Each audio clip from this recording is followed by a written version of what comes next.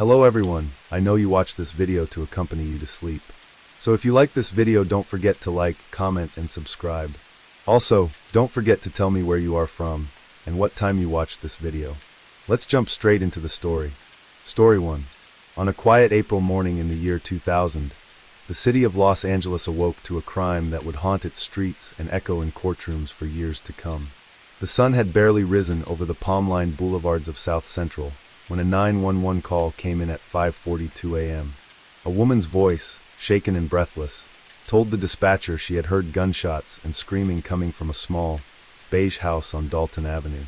Patrol officers from the LAPD's Southwest Division arrived within minutes.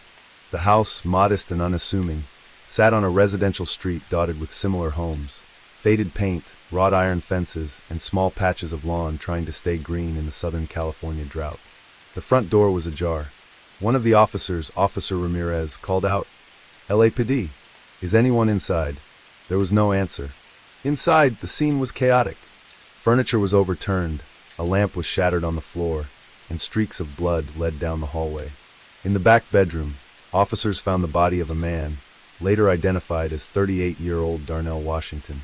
He had been shot twice in the chest at close range. A second body, that of 33-year-old Alicia Monroe, was discovered in the kitchen. She had been stabbed multiple times. There were signs of a struggle, broken dishes, blood on the walls, and a kitchen drawer pulled open as if someone had been searching for a weapon. Detectives from the Robbery Homicide Division were called to the scene. Lead Detective Angela Rosario took one look at the carnage and knew this was no ordinary domestic dispute. The brutality, the dual method of killing, and the lack of any forced entry hinted at something deeper. Neighbors told police that Darnell was known in the neighborhood as a fixer, someone who could get you what you needed, no questions asked. Alicia, his girlfriend, worked as a nurse at a nearby clinic and was said to be trying to pull him away from his shadowy past. One neighbor claimed to have seen a dark sedan parked outside the house around 4:30 a.m., engine running. Back at the LAPD crime lab, forensic teams began processing the scene. Bullet casings were recovered from the hallway. Fingerprints were lifted from the kitchen drawer and doorknobs, and a partial footprint, likely from a Nike Air Max, was found in a smear of blood leading out the back door. As the sun rose over Los Angeles, a picture was beginning to form, but the story behind the murders on Dalton Avenue would soon take a turn no one expected. By noon, the story had reached the local news. Helicopters hovered above the scene, and reporters gathered behind the yellow crime scene tape. LAPD Public Information Officer Lieutenant Henry Cho gave a brief statement, confirming 2 victims, no suspects in custody, and asking for any witnesses to come forward. Detective Rosario and her partner, Detective Marcus Lynn, returned to the precinct and began piecing together what they had. The fingerprints from the kitchen drawer matched no one in the system.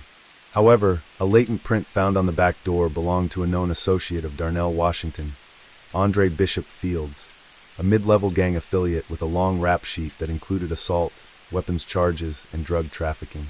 Rosario had dealt with him before. He was smart, brutal, and elusive. Fields had been a member of the Trey 9 crew, a local street gang with deep ties to organized crime. According to gang intelligence files, he had recently been trying to expand his operation into neighboring Inglewood, which had led to violent turf disputes. The detectives theorized that Darnell, perhaps unwillingly, had been drawn into something larger than a neighborhood hustle. Meanwhile, the coroner's report added a new layer of complexity. Darnell had been shot with a .40 caliber weapon, common in gang-related executions, but Alicia's wounds were more personal. Multiple stab wounds to the chest and abdomen, consistent with an attack driven by rage. The medical examiner also noted defensive wounds on her forearms, indicating she had fought back. Detective Rosario couldn't shake the feeling that Alicia had not been a target, but a witness. Someone had wanted to silence her. Later that evening, a tip came in. An anonymous caller, using a scrambled voice, claimed to have seen Andre Fields leaving the house just before dawn. He was carrying something wrapped in a black plastic bag and got into a dark-colored Chevy Impala with out-of-state plates. Surveillance footage from a nearby liquor store captured a grainy image of a vehicle matching that description driving past at 4:38 a.m. The license plate was partially obscured, but the first 3 digits matched those of a car registered in Nevada under the name Carla Whitmore, a known associate of Fields. Rosario issued a bolo, be on the lookout, for both Fields and the vehicle. She also requested a search warrant for Whitmore's last known address, a rundown apartment building in Baldwin Village, known to locals as the Jungle. As night fell on Los Angeles, Detective Rosario sat at her desk, sifting through reports and statements.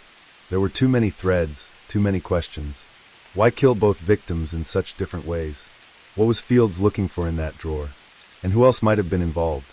The case was just beginning to unravel, and the more she pulled at its threads, the more dangerous it promised to become. The following morning, LAPD officers and a SWAT team executed a search warrant on the apartment building in Baldwin Village. The sun had just begun to rise, casting an orange glow over the narrow alleys and graffiti-tagged walls. Unit 4B, Carla Whitmore's listed residence, was quiet. Officers breached the door with a battering ram after no response to repeated commands. The apartment was empty. Inside, detectives found several items of interest. A half-burned piece of paper in the kitchen sink that appeared to be part of a ledger or list of names.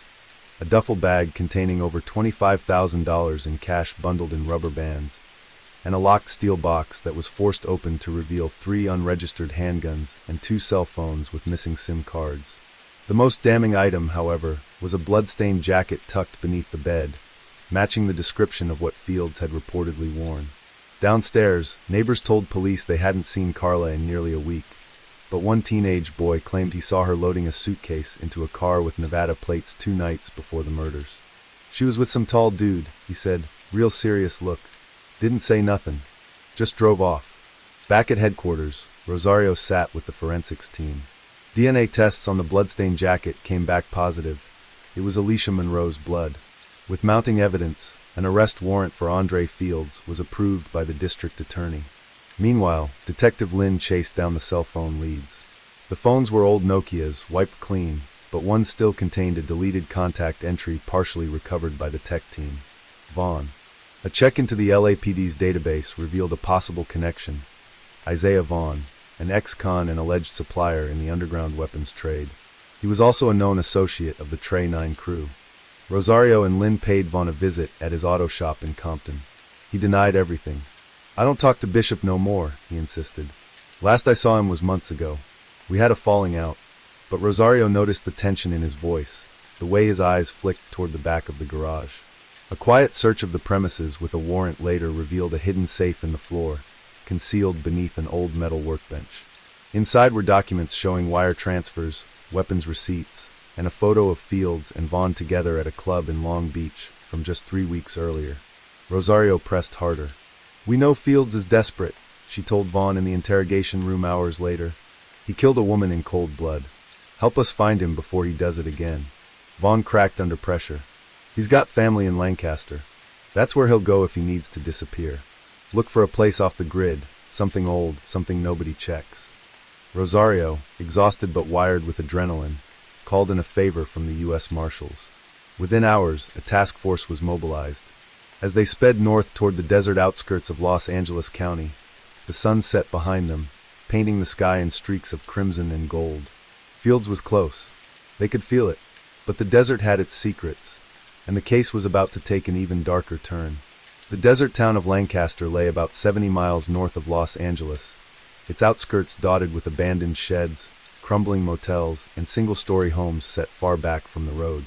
The task force moved with precision, setting up surveillance on a cluster of addresses known to be linked to Fields' extended family. One such house, a weather-beaten ranch on the edge of a dried-out orchard, belonged to Leon Fields, Andre's older cousin and a former convict-turned-recluse. It was nearly 3 a.m. when movement was spotted. A black Impala, covered in desert dust, rolled quietly into the driveway. Its headlights were off. Inside, officers watched through night vision scopes as a tall figure stepped out, wearing a hoodie and carrying what looked like a small gym bag. He approached the side door and knocked 3 times in a rhythmic pattern. That's him, Rosario whispered from inside the surveillance van. The SWAT team moved in fast.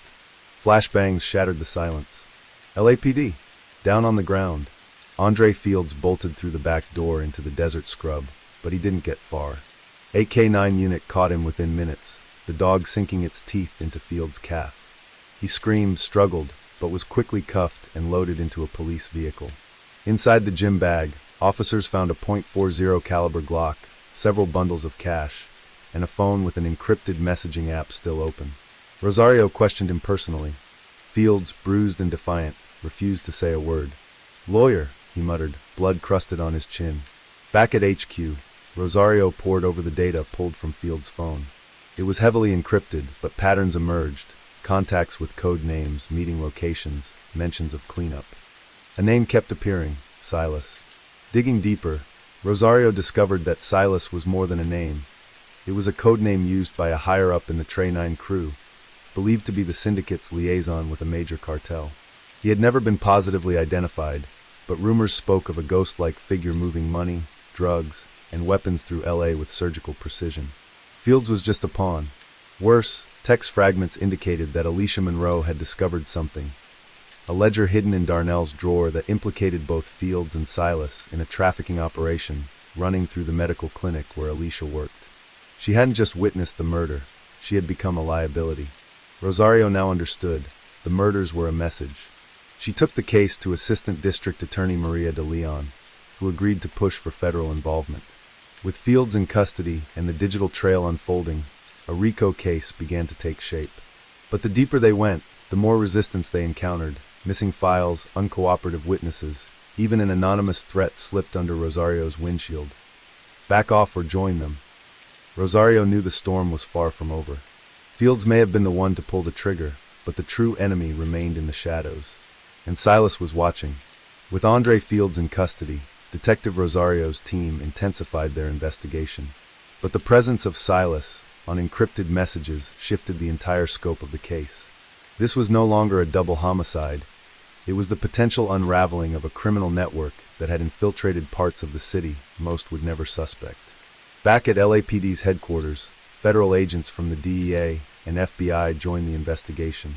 The task force now had cyber specialists combing through Fields' device logs and decrypted fragments from the app. Names of businesses, drop points, bank transfers in small amounts. Too clean, too systematic for street-level gang work. One lead stood out: a medical waste disposal company, Clean Path Solutions, based in Vernon, California. Rosario recognized the name from one of Alicia Monroe's notes recovered from her apartment. Alicia had scribbled the name on a sticky note beneath the words, "Follow the pickups." Something isn't right. Clean Path claimed to service clinics throughout LA, including Alicia's workplace. Rosario and 2 DEA agents paid the site a visit under the pretense of a regulatory audit. The facility looked ordinary: rows of biohazard containers, forklifts moving pallets, but the paper trail didn't add up. The volume of pickups reported from Alicia's clinic was 4 times higher than comparable clinics. Behind a false wall in the back of the warehouse, agents uncovered a narrow corridor leading to a locked refrigerated storage unit. Inside, they found medical boxes filled not with waste, but narcotics, specifically oxycodone and fentanyl, disguised under falsified inventory logs. Rosario stood silent, eyes scanning the operation. Alicia had found this. She had traced it, and that's why she died. Back at the precinct, Rosario connected the dots on a large whiteboard in her office, names and photos joined by red string. The clinic, the gang, the fake medical company, and at the center, Silas. But he had no photo, no real name. Every lead brought them to someone who'd heard of him but never seen him. The deeper they went, the more Rosario realized he was insulated by layers of proxies and loyalists. Even Andre Fields, when brought in again under pressure, refused to identify him. "He's untouchable," Fields said flatly. "You think I'm scared of prison? I'm scared of what happens if I talk." ADA Maria de Leon moved quickly to issue grand jury subpoenas, targeting everyone connected to Clean Path as shell companies. Bank accounts traced through offshore entities pointed to one recurring alias, L.S. Howard. A search into that alias revealed real estate holdings under dummy corporations. One of the addresses, a luxury condo in Westwood, had its property taxes paid in cash through a courier service. Rosario and Lynn surveilled the building, watched an unmarked Sprinter van pull into the underground garage. After 3 nights, a break. A tall man in a gray suit exited the building and entered the van. Facial recognition from surveillance matched him to a background image from a 1997 mugshot in Chicago under the name Lamar Howard, an alias previously flagged by DEA and cartel communications. They had found Silas, but arresting him wouldn't be easy. He had lawyers, offshore accounts, and influence. Rosario needed airtight evidence, and she needed it fast. Because by then, someone had broken into her apartment. Nothing was taken, but a message was left, carved into her bathroom mirror with a razor blade. "You're too close." Rosario didn't go home for 3 days after the break-in. Her apartment was dusted for prints, the message photographed, but no leads surfaced. Whoever had been inside was meticulous. No cameras picked them up. No alarms were tripped. It was a clear warning. She doubled her precautions, new burner phone, changed her route to work, only met with Ada de Leon or Lynn in public locations. The threat had escalated the case from criminal investigation to personal vendetta. Meanwhile, federal prosecutors pressed forward with RICO charges, freezing CleanPath's assets and issuing subpoenas for key executives. 2 of them vanished within days. One was later found dead in the trunk of a rental car at LAX, a single gunshot to the head, execution style. The other had simply disappeared. Rosario needed someone willing to flip. Her chance came from an unexpected direction. A junior accountant named Ramon Diaz, who had worked in CleanPath's financial department, reached out through a lawyer. He wanted protection, a deal, and relocation. In exchange, he offered documents proving that the medical waste company had laundered over $18 million through its shell accounts, directly linked to L.S. Howard. In a secured safe house, Diaz described weekly pickups, consultation fees paid to clinics, and how drugs were mixed into legitimate pharmaceutical waste shipments. "Silas ran it like a CEO," Diaz said. "I never saw him in person, but everything went through an intermediary, Mason Lorette. He was the only one who met with Silas directly." That name set off alarms. Mason Lorette was a respected public figure, board member of a local health nonprofit, former city council advisor, and lobbyist for pharmaceutical waste reforms. Rosario remembered shaking his hand at a fundraiser a year ago. The idea that he could be the link to Silas made her blood run cold. They pulled Lorette's phone records and found encrypted communications linking him not only to CleanPath, but also to an offshore law firm in the Cayman Islands used by drug cartels to move money anonymously. Surveillance showed him meeting with unidentified men in Beverly Hills hotels and disappearing for weeks at a time. A warrant was secured, and Lorette was arrested quietly outside a golf club in Pasadena. He claimed it was all a mistake, a misunderstanding, and demanded a lawyer. But in his briefcase, agents found a USB drive. It contained backups of ledgers, routing slips, and most damning, a single video file. It showed Alicia Monroe. In the footage, grainy and time-stamped just days before her death, Alicia is seen inside a break room at her clinic. She's speaking nervously into her phone, pacing. At one point, she opens a drawer, pulls out a folder labeled CleanPath/discrepancy, and hides it under her coat. Seconds later, a shadow appears in the doorway. Though the angle isn't perfect, the man who enters is unmistakable. Andre Fields. Alicia freezes. He steps forward. The video cuts. Rosario stared at the screen for a long time, fists clenched. The evidence was mounting. They had motive, connection, and now a visual timeline. But it still wasn't enough to indict Silas directly. They needed Mason to talk, and he was terrified. When Rosario visited him in his holding cell, he was already bruised. "This won't stop," he whispered.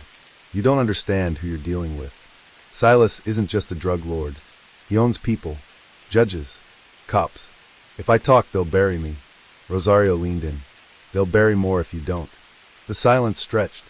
Then finally Mason nodded. "I'll give you everything. Just get me out of LA." Witness protection arrangements were initiated within hours. The U.S. Marshals whisked Mason Lorette out of his holding cell and into an undisclosed location. Rosario met with him one last time before the grand jury hearing. He looked thinner, worn. His confidence, once slick and composed, had eroded into a nervous edge. "I've given the agents everything," he said, tapping a file folder on the table. "Paper trails, communications, the Cayman accounts. Silas used over a dozen aliases, but the main one, L.S. Howard, is real. I met him only twice. Both times, he never used a last name, always in masks.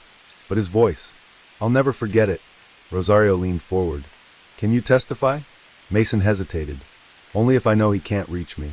Not just me, my family. My kids. We're building the wall around you," Rosario assured. "But the truth is, we're running out of time." The grand jury convened the following week. Behind closed doors, Mason detailed every transaction, each coded payment, and his meetings with Silas. Ada de Leon orchestrated the case meticulously. The jury listened intently. No one moved. No one breathed. On the outside, Rosario's team launched coordinated raids across Los Angeles. At 4:03 a.m. on a rainy Thursday, they hit a luxury estate in Encino believed to be Silas's current base of operations.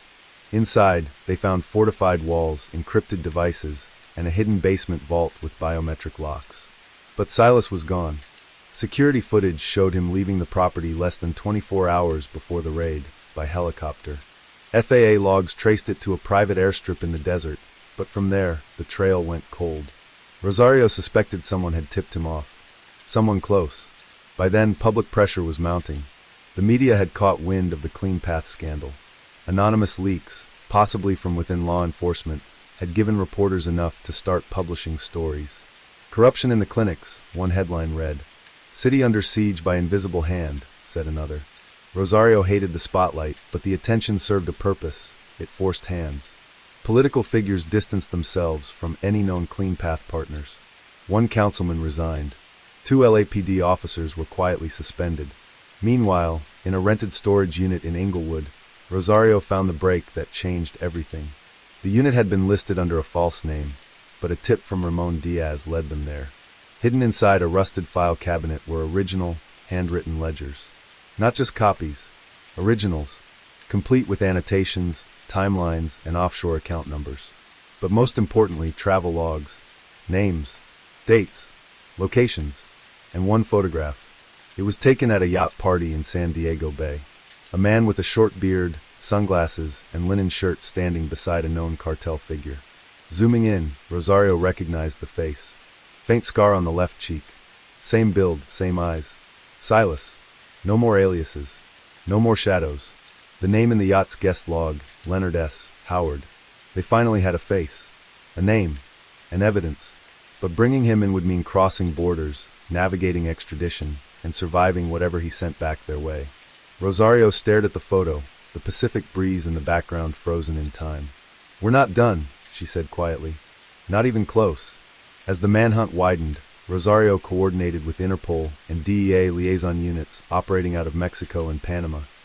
Common routes for cartel activity and potential hiding places for a man like Leonard S. Howard. The FBI opened a red notice on his name, and field agents were dispatched to monitor airports, private marinas, and border crossings. Meanwhile, ADA de Leon filed an emergency motion to freeze all international assets tied to the Clean Path network. More than $32 million was locked down across 6 countries. The pressure was building. Rosario received word from a contact in Tijuana, an anonymous informant with cartel ties. The message was terse. He's not running. He's watching. He wants to know how far you'll go. That night, Rosario's car was broken into again. Nothing taken. Just a Polaroid on the driver's seat. A photo of her standing in front of the Inglewood storage unit 2 days prior. The image was time-stamped. On the back, a note in Sharpie. Careful what you dig up. She didn't report it. Instead, she doubled her efforts. Surveillance on known associates of Silas was re-established. Mason Lorette was relocated again after a suspected tail was spotted near his safe house. Federal agencies grew increasingly anxious. Silas was slipping through their fingers. Then came a break from the digital forensics team. One of Silas's old burner phones, seized months ago but considered a dead end, contained a wiped SIM card. A new technique in digital residue recovery pulled fragments of text conversations from its NAND memory. One message chain stood out, chatter between Silas and an unidentified number referencing a meeting in Zurich. Rosario and ADA de Leon traced the account to an international bank registered in Liechtenstein. Surveillance flagged a scheduled in-person visit by a Leonard H. Stowe, clearly another alias, set for 3 days later.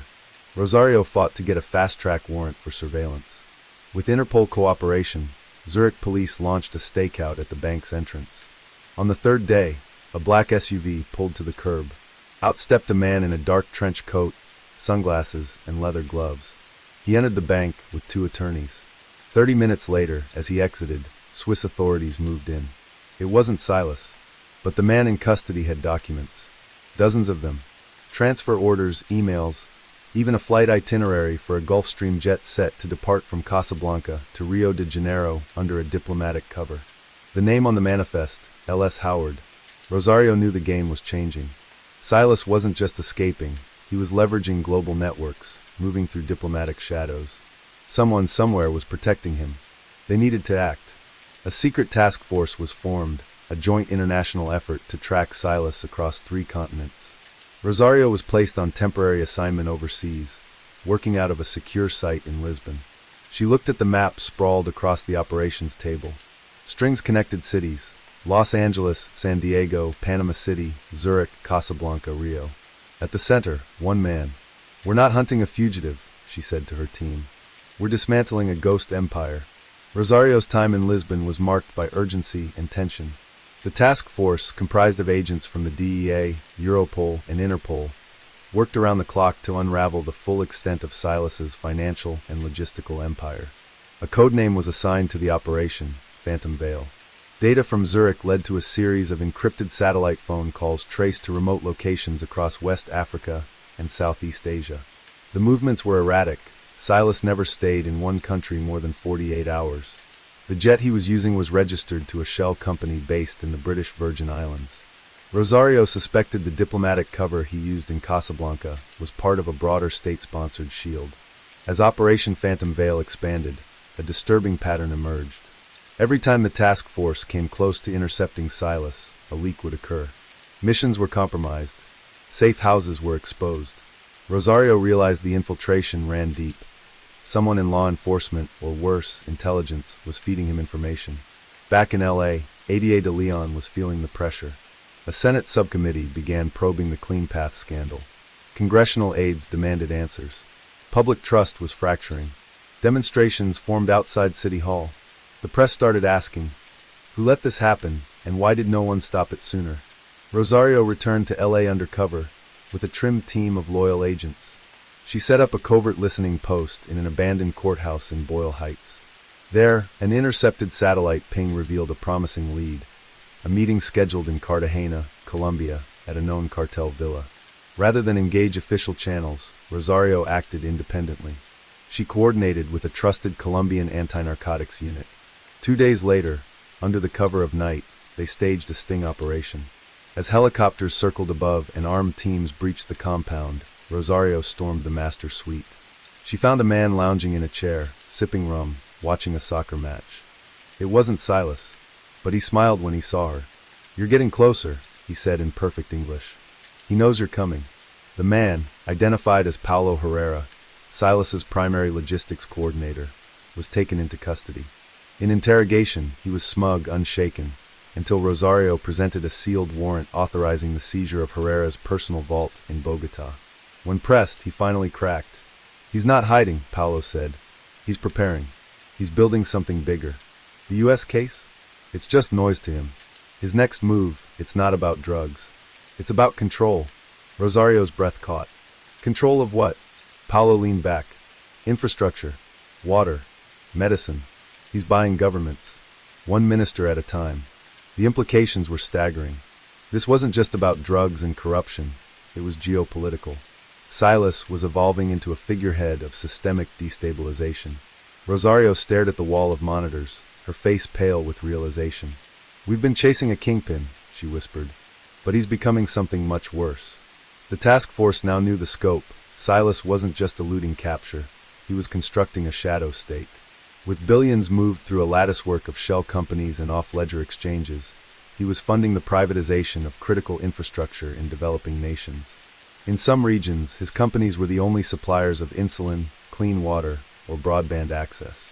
Entire governments were becoming beholden to his interests. Rosario convened an emergency briefing with a select team. The location, a secure hangar at LAX, leased through a fictitious LLC. Maps, photos, voice logs, bank account transfers, all strewn across tactical tables. She had only days to act before Silas's next confirmed movement, an arms-for-data deal rumored to be going down in Luanda, Angola. As the briefing ended, Rosario pulled ADA de Leon aside. "We're not going to get another shot. He's protected by regimes now. If we miss him in Luanda, he disappears for good." De Leon was pale. This is bigger than a RICO case. This is foreign policy. Statecraft." Rosario nodded. "And it all started in a backroom clinic on Western Avenue."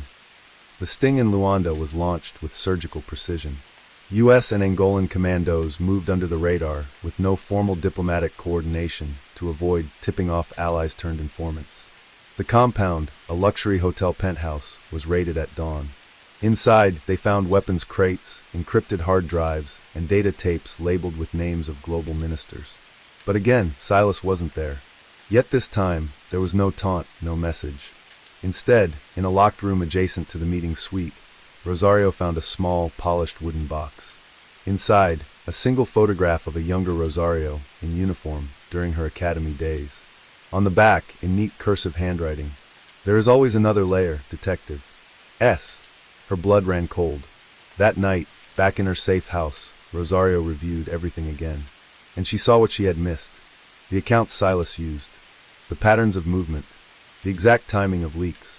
He had someone inside her original team from Los Angeles. She ran background checks anew, focusing on communications from early in the investigation, internal memos, intercepted calls, movements that made no sense. And it became clear. Agent Nathan Keel, an intelligence liaison from the DEA, assigned to the task force mid-operation, had left for medical leave weeks earlier. No one questioned it, but his exit coincided precisely with the raid in Encino. He had access to every detail. Rosario traced his last known location, a remote villa outside of Marseille, France. She didn't wait for approval. Rosario arrived in Marseille under an alias, using private contractors to track Keel. When she finally located the villa, she breached the perimeter under cover of darkness. Inside, past biometric locks and firewalled servers, she found him, Keel, on a call, speaking to someone only as S. She recorded everything. The call confirmed what she feared. Keel was not only protecting Silas, he had helped orchestrate parts of the expansion. He was the handler. Gun drawn, Rosario arrested him on the spot. 2 months later, back in the U.S., Keel was arraigned in federal court. The recordings, the evidence, all presented to a special tribunal. Silas remained at large, but now the case was undeniable. Congress launched full investigations. International allies froze dozens of accounts. The Clean Path case became a cautionary tale across law enforcement academies. Rosario, awarded the Presidential Medal of Honor in a quiet ceremony, returned to Los Angeles. She never stopped looking. Silas's photo remained on her desk, and somewhere across the sea he watched, always one move ahead, until the day she caught up. Because she would. She had to. Story 2. The first time the car passed me, I barely noticed it. The second time, I felt a twinge of unease. By the 5th time, my heart was pounding so hard I could barely hear the sound of my own ragged breathing. As I sat there in my broken-down sedan on that pitch-black stretch of highway, I realized with growing horror that I wasn't just stranded. I was being hunted. My name's Alex, and until that night, I'd never given much thought to how vulnerable we all are out there on the open road. I was driving back from a business conference in Phoenix, taking the long way home to Los Angeles to enjoy some solitude after days of networking and forced small talk. It was just past midnight, and I was the only car on that lonely stretch of Highway 60 cutting through the Arizona desert. I remember thinking how beautiful the night was. The sky was a tapestry of stars, unobscured by city lights, and a full moon bathed the desert landscape in an ethereal glow. The radio was playing some old Eagles song, and I was tapping my fingers on the steering wheel, feeling more relaxed than I had in months. That's when my car started to sputter. At first I thought I'd just hit a rough patch of road, but then the engine coughed, the lights on my dashboard started flashing, and I felt the car losing power. I managed to guide it onto the shoulder before it died completely. The sudden silence almost deafening after the noise of the engine and radio. No, no, no, I muttered, turning the key in the ignition. Nothing, not even a click. I pulled out my phone, already knowing what I'd see. No signal, of course. For a moment, I just sat there, trying to decide what to do. I had some water and snacks in the car, but no flashlight, no flares. I knew there was a town about 30 miles ahead, but in this darkness, walking seemed like a bad idea. My best bet was to wait for another car to pass by and hope they'd stop to help. That's when I saw the headlights in my rearview mirror. Relief washed over me as I watched the car approach. I turned on my hazard lights and stepped out of the car, waving my arms to get their attention. But the car didn't slow down. It sped past me, kicking up a cloud of dust that made me cough. As it disappeared into the darkness ahead, I caught a glimpse of a dark sedan, its taillights fading into the night. Thanks for nothing, I grumbled, getting back into my car. I tried the engine again, more out of hope than expectation. Still nothing. As I leaned back in my seat, trying to figure out my next move, I saw headlights in my mirror again. At first, I thought it was another car, but as it got closer, I realized with a start that it was the same dark sedan that had passed me before. It was coming back. My heart leapt. Maybe they'd realized I was in trouble and turned around to help. But once again, the car sped past without slowing. This time, though, I could have sworn it slowed down just a little as it passed me. An uneasy feeling started to creep over me. Twice could be a coincidence, but it felt off somehow. I locked my doors, suddenly very aware of how exposed I was out here. The desert, which had seemed so beautiful earlier, now felt vast and threatening. Every shadow looked like it could be hiding something, or someone. 10 minutes passed. 15. I was starting to think I'd overreacted when I saw those headlights again. The same car coming back for a third pass. This time there was no doubt. It slowed considerably as it approached, enough that I could make out the silhouette of a driver, alone in the car. But before I could get a good look, it sped up again, disappearing into the night. My palms were sweating now, my heart racing. This wasn't normal behavior. No one drives back and forth on an empty highway in the middle of the night. Not unless they're looking for something, or someone. I tried my phone again, still no signal. I thought about trying to flag down the next car that passed, but the idea of stepping out of my vehicle suddenly seemed terrifying. What if it was the sedan again? What if this time it stopped, the minutes crawled by, each one feeling like an hour? I jumped at every sound, the creak of the cooling engine, the whisper of wind across the desert, and all the while, I watched my mirrors, dreading the appearance of those headlights. I didn't have to wait long. For the fourth time, the sedan approached. This time, it slowed to a crawl as it passed me. I shrank down in my seat, trying to make myself as small as possible. Through the glare of the headlights, I could see the driver turning his head to look at me as he passed. In that moment, I knew with certainty that whatever was happening, it wasn't good. This person, whoever they were, had singled me out. They were toying with me, like a cat playing with a mouse before going in for the kill. As soon as the car passed, I made a decision. I had to get out of here. Even if it meant walking, it had to be safer than sitting here waiting for whatever this was to play out. I grabbed my phone and the bottle of water from the cup holder, took a deep breath, and opened my car door. The desert night was cool on my skin, the silence absolute. I started walking, keeping to the shoulder of the road, my eyes darting from the path ahead to the road behind me. I'd made it maybe half a mile when I saw the headlights again. My stomach dropped. It was coming back, faster this time. I looked around frantically for somewhere to hide, but there was nothing, just flat desert stretching out on either side of the highway. The car was getting closer. In a panic, I threw myself down on the side of the road, pressing my body into a shallow ditch. I held my breath as the sedan approached, praying it would pass by. But it didn't. I heard the crunch of tires on gravel as it pulled onto the shoulder, right next to where I was hiding. The engine idled for a moment, then cut off. A car door opened and closed. Footsteps. Coming closer, I squeezed my eyes shut, my whole body trembling. This was it. Whatever sick game this person had been playing, it was about to end. "Hey, are you okay down there?" The voice was female, concerned. Not at all what I was expecting. I opened my eyes to see a middle-aged woman peering down at me, a flashlight in her hand. What?" I stammered, too shocked to form a coherent sentence. "I saw your car back there," she said, offering me a hand. "I'm with Highway Patrol. We got a call about a broken-down vehicle, but it took me a while to find you. Are you hurt?" As she helped me up, I saw her car properly for the first time. It wasn't a dark sedan at all, but a Highway Patrol SUV. In my panic, I'd mistaken the light bar on top for an ordinary car roof. "But you kept driving past," I said, still trying to process what was happening. She nodded. "I was searching for you. Your car was empty, so I knew you must have started walking. I did a few passes to try to spot you on the road. The relief that washed over me was so intense it made my knees weak." I found myself laughing, the sound bordering on hysterical. The officer, Sarah, according to her name tag, was incredibly kind. She drove me back to my car, called a tow truck, and waited with me until it arrived. As we sat in her warm SUV, she explained that this stretch of highway was notorious for breaking down cell signals. She'd seen plenty of panicked drivers over the years. "The desert at night can play tricks on your mind," she said gently. "Isolation, darkness, unfamiliar surroundings, it's a perfect recipe for fear." As I watched my car being loaded onto the tow truck, I felt a mix of embarrassment and lingering unease. I knew Sarah was right. I'd let my imagination run wild, turning an act of kindness into a nightmare scenario. But I couldn't shake the memory of that fear, the absolute certainty that I was in danger. It's been months since that night, and I still think about it often. I've driven that stretch of highway several times since then, always in daylight, always with a full tank of gas and a charged phone. And each time, I say a silent thank you to Sarah, the highway patrol officer who unknowingly saved me from my own fears. But sometimes on dark nights when I'm driving alone, I still check my rearview mirror a little more often than necessary.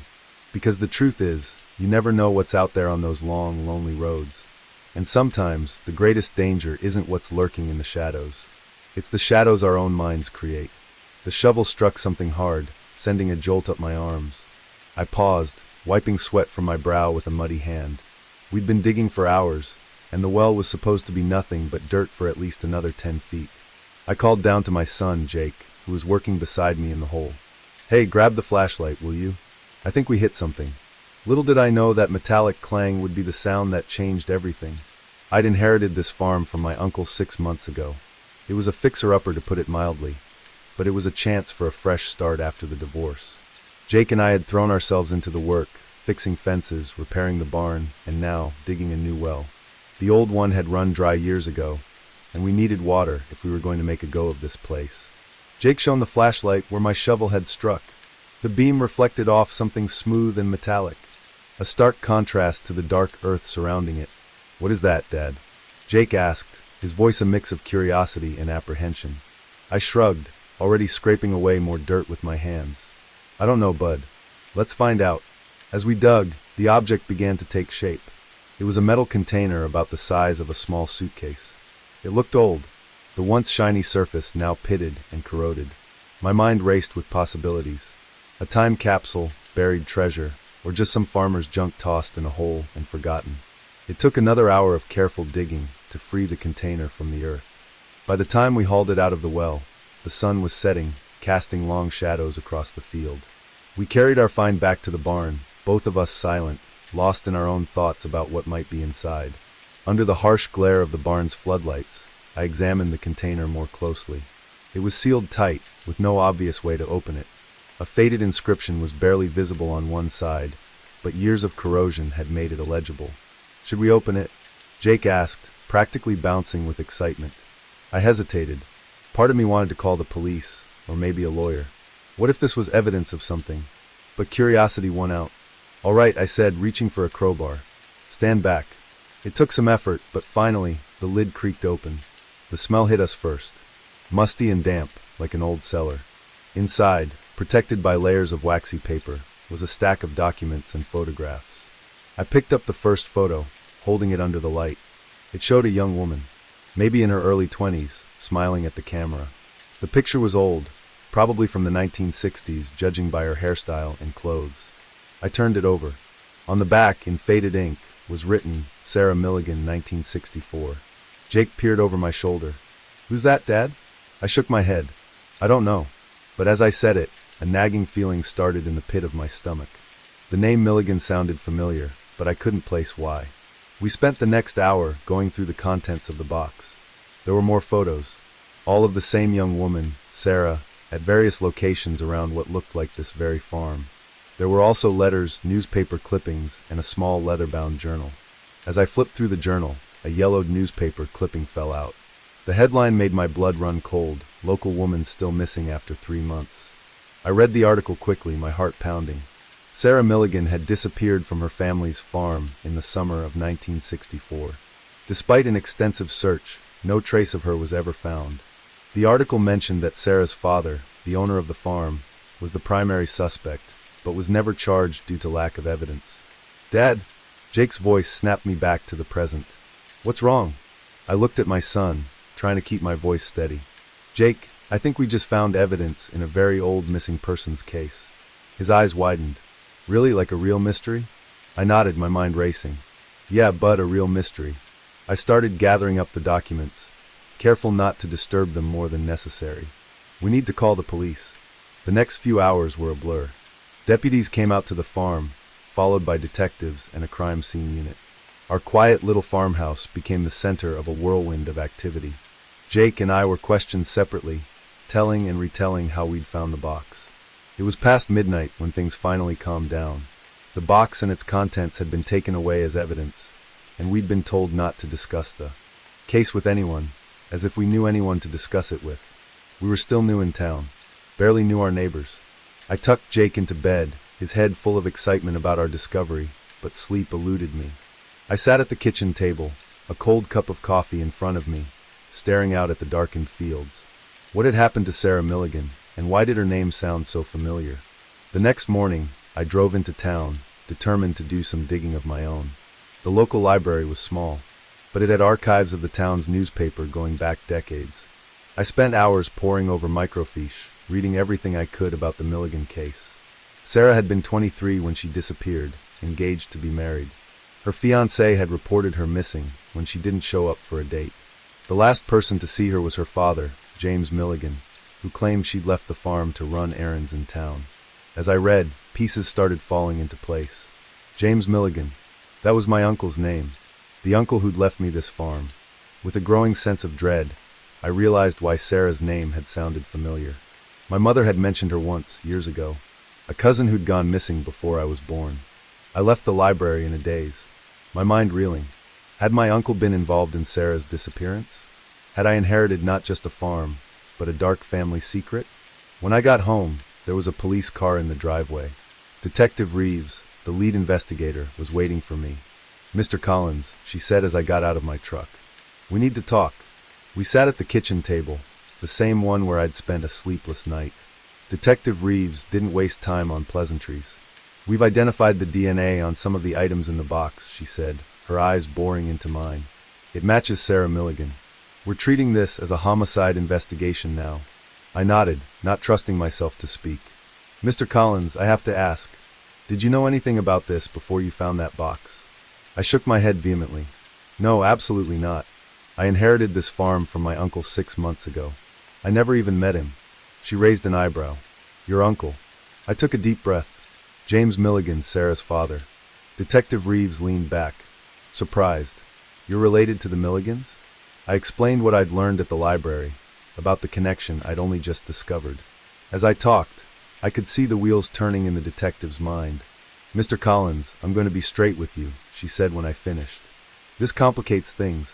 We're going to need to do a thorough search of the property, and I'm afraid you and your son might need to find somewhere else to stay for a while." I nodded, feeling numb. "Of course, whatever you need." The next few weeks were a nightmare. The farm became a crime scene, with police and forensic teams combing every inch of the property. Jake and I moved into a motel in town, watching from afar as our new home was torn apart in search of evidence. The story hit the local news, then went national. Suddenly, our quiet little town was overrun with reporters and true crime enthusiasts. Everyone wanted to know about the mysterious box, about Sarah Milligan, about the farmer who'd inherited a decades-old secret. I tried to shield Jake from the worst of it, but it was impossible to hide everything. He was old enough to understand the basics of what was happening, and his initial excitement about solving a mystery had given way to a more somber understanding of the reality we were facing. It was Jake who asked the question I'd been avoiding. "Dad, do you think Uncle James did it? Do you think he killed Sarah?" I pulled him close, wishing I had a better answer. "I don't know, buddy. I really don't know." As the investigation dragged on, more details emerged. Old case files were reopened, witnesses re-interviewed. The picture that emerged was a sad one. Sarah had wanted to leave the farm, to start a life with her fiancé. James Milligan had opposed the marriage, wanting Sarah to stay and help run the family business. But there was no smoking gun, no confession, just a lot of circumstantial evidence and a family torn apart by secrets and suspicion. Finally, after nearly 2 months, we were allowed to return to the farm. The police had found no other evidence, and while the investigation remained open, they had no reason to keep us from our home. The farm felt different now. Every creaking floorboard, every rustle in the field seemed to whisper of long-buried secrets. I found myself avoiding the spot where we'd found the box, as if Sarah's ghost might be lingering there. As we settled back into our routines, I couldn't shake the feeling that we were living in the shadow of a tragedy. The farm that was supposed to be our fresh start now felt tainted, haunted by the echoes of the past. But we stayed, partly because we had nowhere else to go, but also because it felt like we owed it to Sarah to uncover the truth, to bring her story to light after so many years of silence. I don't know if we'll ever know exactly what happened to Sarah Milligan, but I do know that her story and the secrets of this farm are now a part of our lives, and somehow we'll find a way to live with that, to honor her memory while building our own future on this land. Every time I pick up a shovel now, I can't help but wonder what other secrets might be buried beneath our feet, and are some things better left undiscovered. The first time I saw the blue sedan, I thought nothing of it. By the third time, my palms were sweating on the steering wheel. By the fifth, I was fighting the urge to scream. What had started as a carefree road trip with my girlfriend had turned into a nightmare, with every mile bringing us closer to a confrontation I knew we couldn't avoid. As I checked the rearview mirror for the 100th time, seeing those now familiar headlights, I realized with chilling certainty that our past had caught up with us. And it was driving a blue sedan.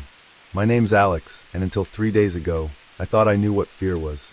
I'd been scared before. Who hasn't? But true terror, the kind that seeps into your bones and turns your world upside down. That was new, and it all started with a car that just wouldn't go away. Mia and I had been planning this cross-country road trip for months. Both of us were burned out from our jobs in New York, and we needed a break. Plan was simple. Drive from New York to California, taking our time, seeing the sights, and reconnecting with each other away from the stress of the city. The first 2 days were perfect. We sang along to cheesy pop songs, ate too much junk food at roadside diners, and marveled at how big and beautiful the country really was. We were somewhere in the middle of Ohio when I first noticed the blue sedan. It was just a glimpse in my rearview mirror. A nondescript car, maybe a Toyota or Honda, a few cars behind us on the highway. I didn't think anything of it at the time. Why would I? It was just another car on a busy highway. But then we stopped for gas about an hour later, and I saw it pull into a pump across from us. Again, I didn't really register it. Lots of people need gas, right? It wasn't until we stopped for lunch at a diner in the middle of nowhere, Indiana, that the first inkling of unease crept in. As we were leaving, I saw that same blue car pull into the parking lot. The windows were tinted, so I couldn't see the driver, but something about it made the hair on the back of my neck stand up. I mentioned it to Mia as we got back on the road. "Hey, does that blue car look familiar to you?" She glanced back, then shrugged. "Maybe. It's a pretty common car, though. Probably just a coincidence." I tried to believe her, but I couldn't shake the feeling that something was off. I started paying more attention, watching for the car in my mirrors, and sure enough, it was always there, a few cars back, never getting too close but never falling too far behind. By the time we crossed into Illinois, I was certain we were being followed. The blue sedan was always there, at every rest stop, every gas station, every time we pulled over to stretch our legs or take in a view. Mia could see how tense I was getting. "Alex, you're being paranoid," she said, but I could hear the note of uncertainty in her voice. Why would anyone be following us?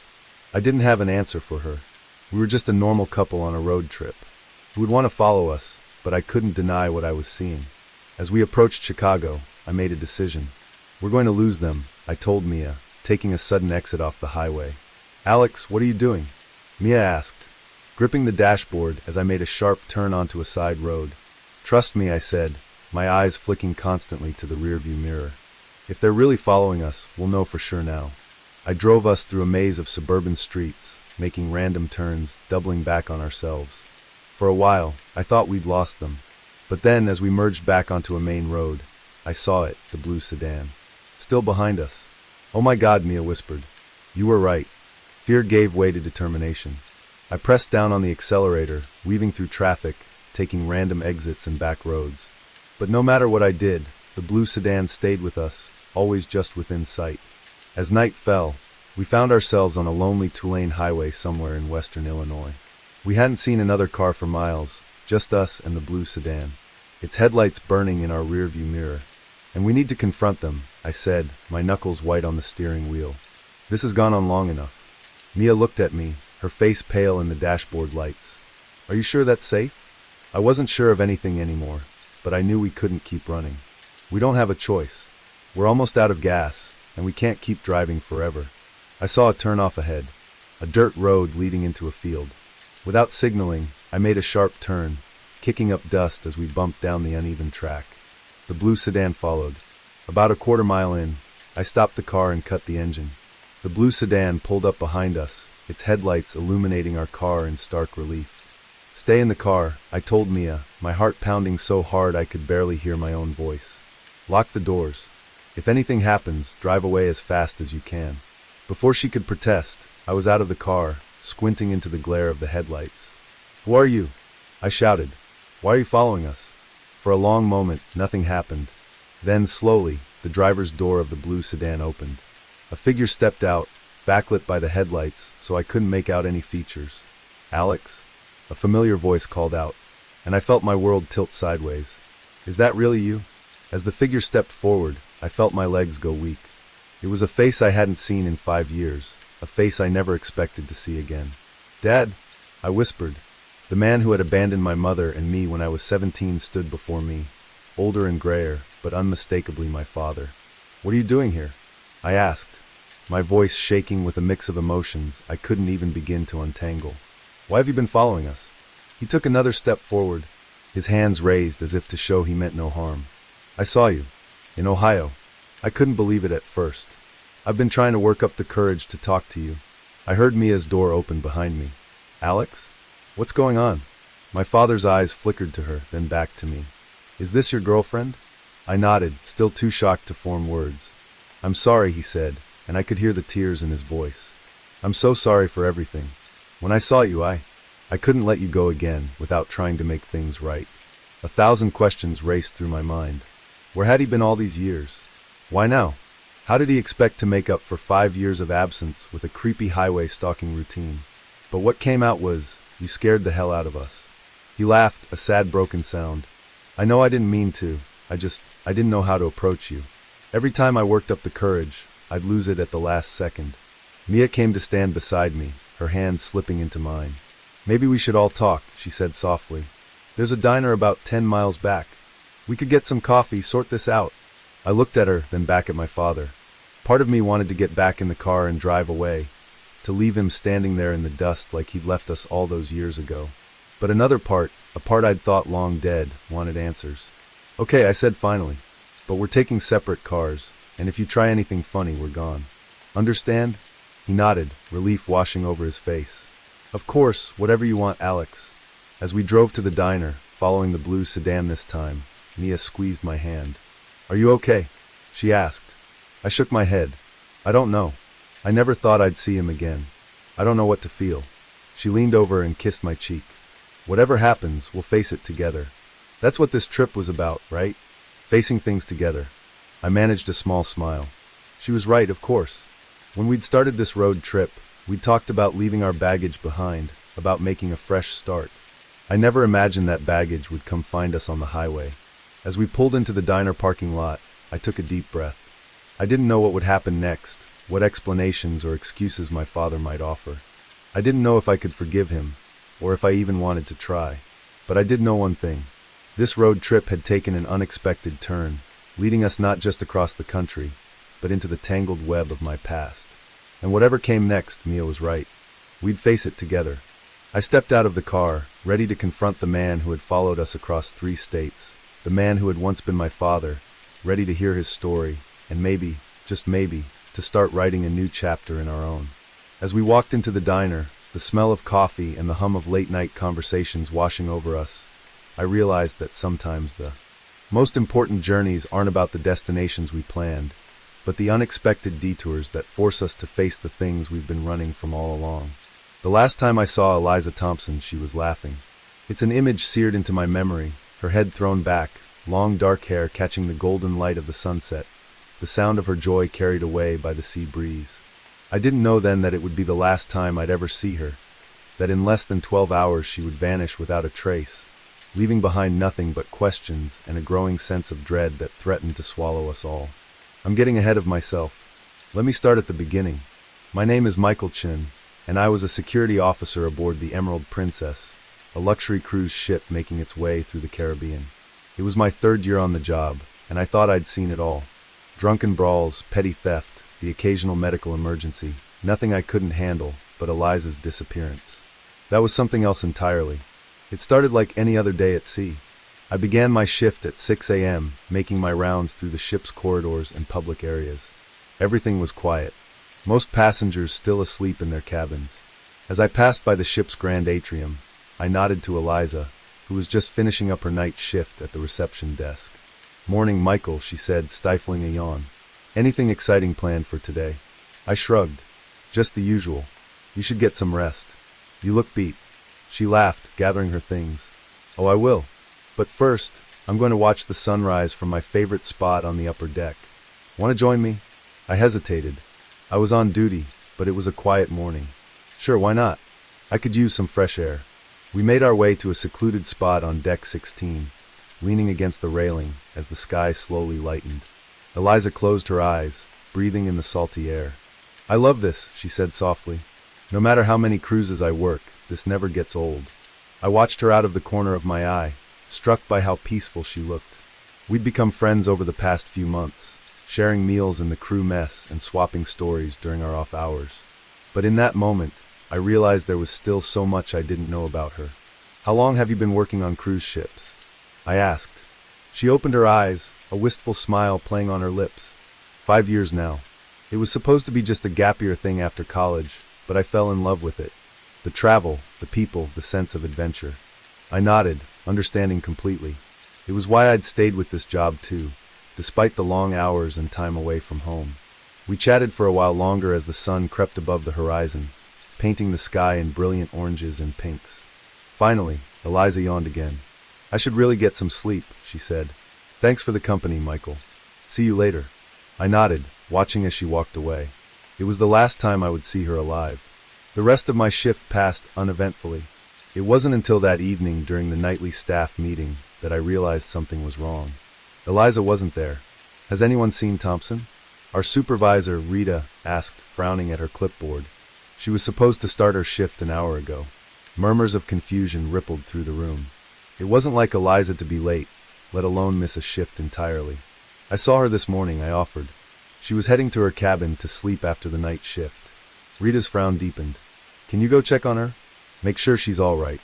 I nodded, an uneasy feeling settling in my stomach as I made my way to the crew quarters. I knocked on Eliza's door, calling her name. No response. I used my master key to enter, half expecting to find her sound asleep. The cabin was empty. The bed was made, looking like it hadn't been slept in.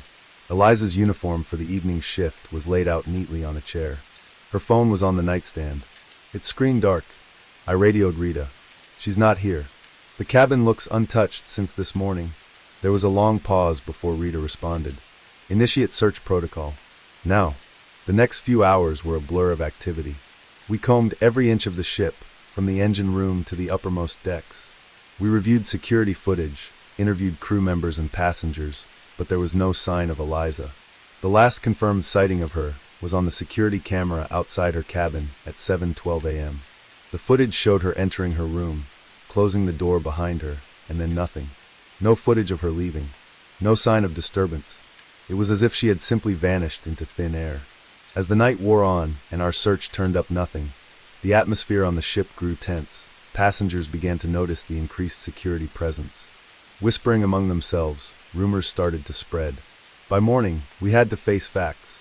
We had a missing person on our hands. The captain made an announcement, asking for any information about Eliza's whereabouts. Her picture was displayed on screens throughout the ship. We contacted the nearest port authorities and the cruise line's head office. A Coast Guard search was initiated, though we all knew the chances of finding someone in the vast expanse of the Caribbean were slim to none. I couldn't shake the feeling that I was somehow responsible. If only I'd walked her to her cabin that morning. If only I'd checked on her sooner. The image of her laughing in the sunrise haunted me. As the investigation ramped up, I found myself recounting every detail of my last interaction with Eliza to a stern-faced detective. From the ship's security team. Did she seem nervous, distracted?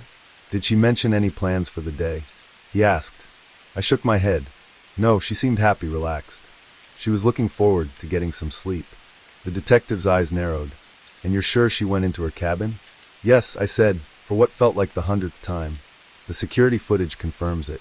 He nodded, making a note in his file, and there's no way she could have left without being seen on camera. I hesitated. It shouldn't be possible. The corridor outside the crew cabins is monitored 24/7. But as I said it, a chill ran down my spine. Because if it wasn't possible, then how had it happened? Days passed, and the mystery only deepened. Eliza's cabin was thoroughly searched, revealing nothing out of the ordinary. Her passport, wallet, and all personal belongings were accounted for. There were no signs of a struggle, no evidence of foul play. Theories abounded among the crew and passengers alike. Some believed she had somehow fallen overboard, though how she could have done so without anyone noticing was unclear. Others whispered about suicide, but those who knew Eliza dismissed this outright. She had been happy, with no signs of depression or distress.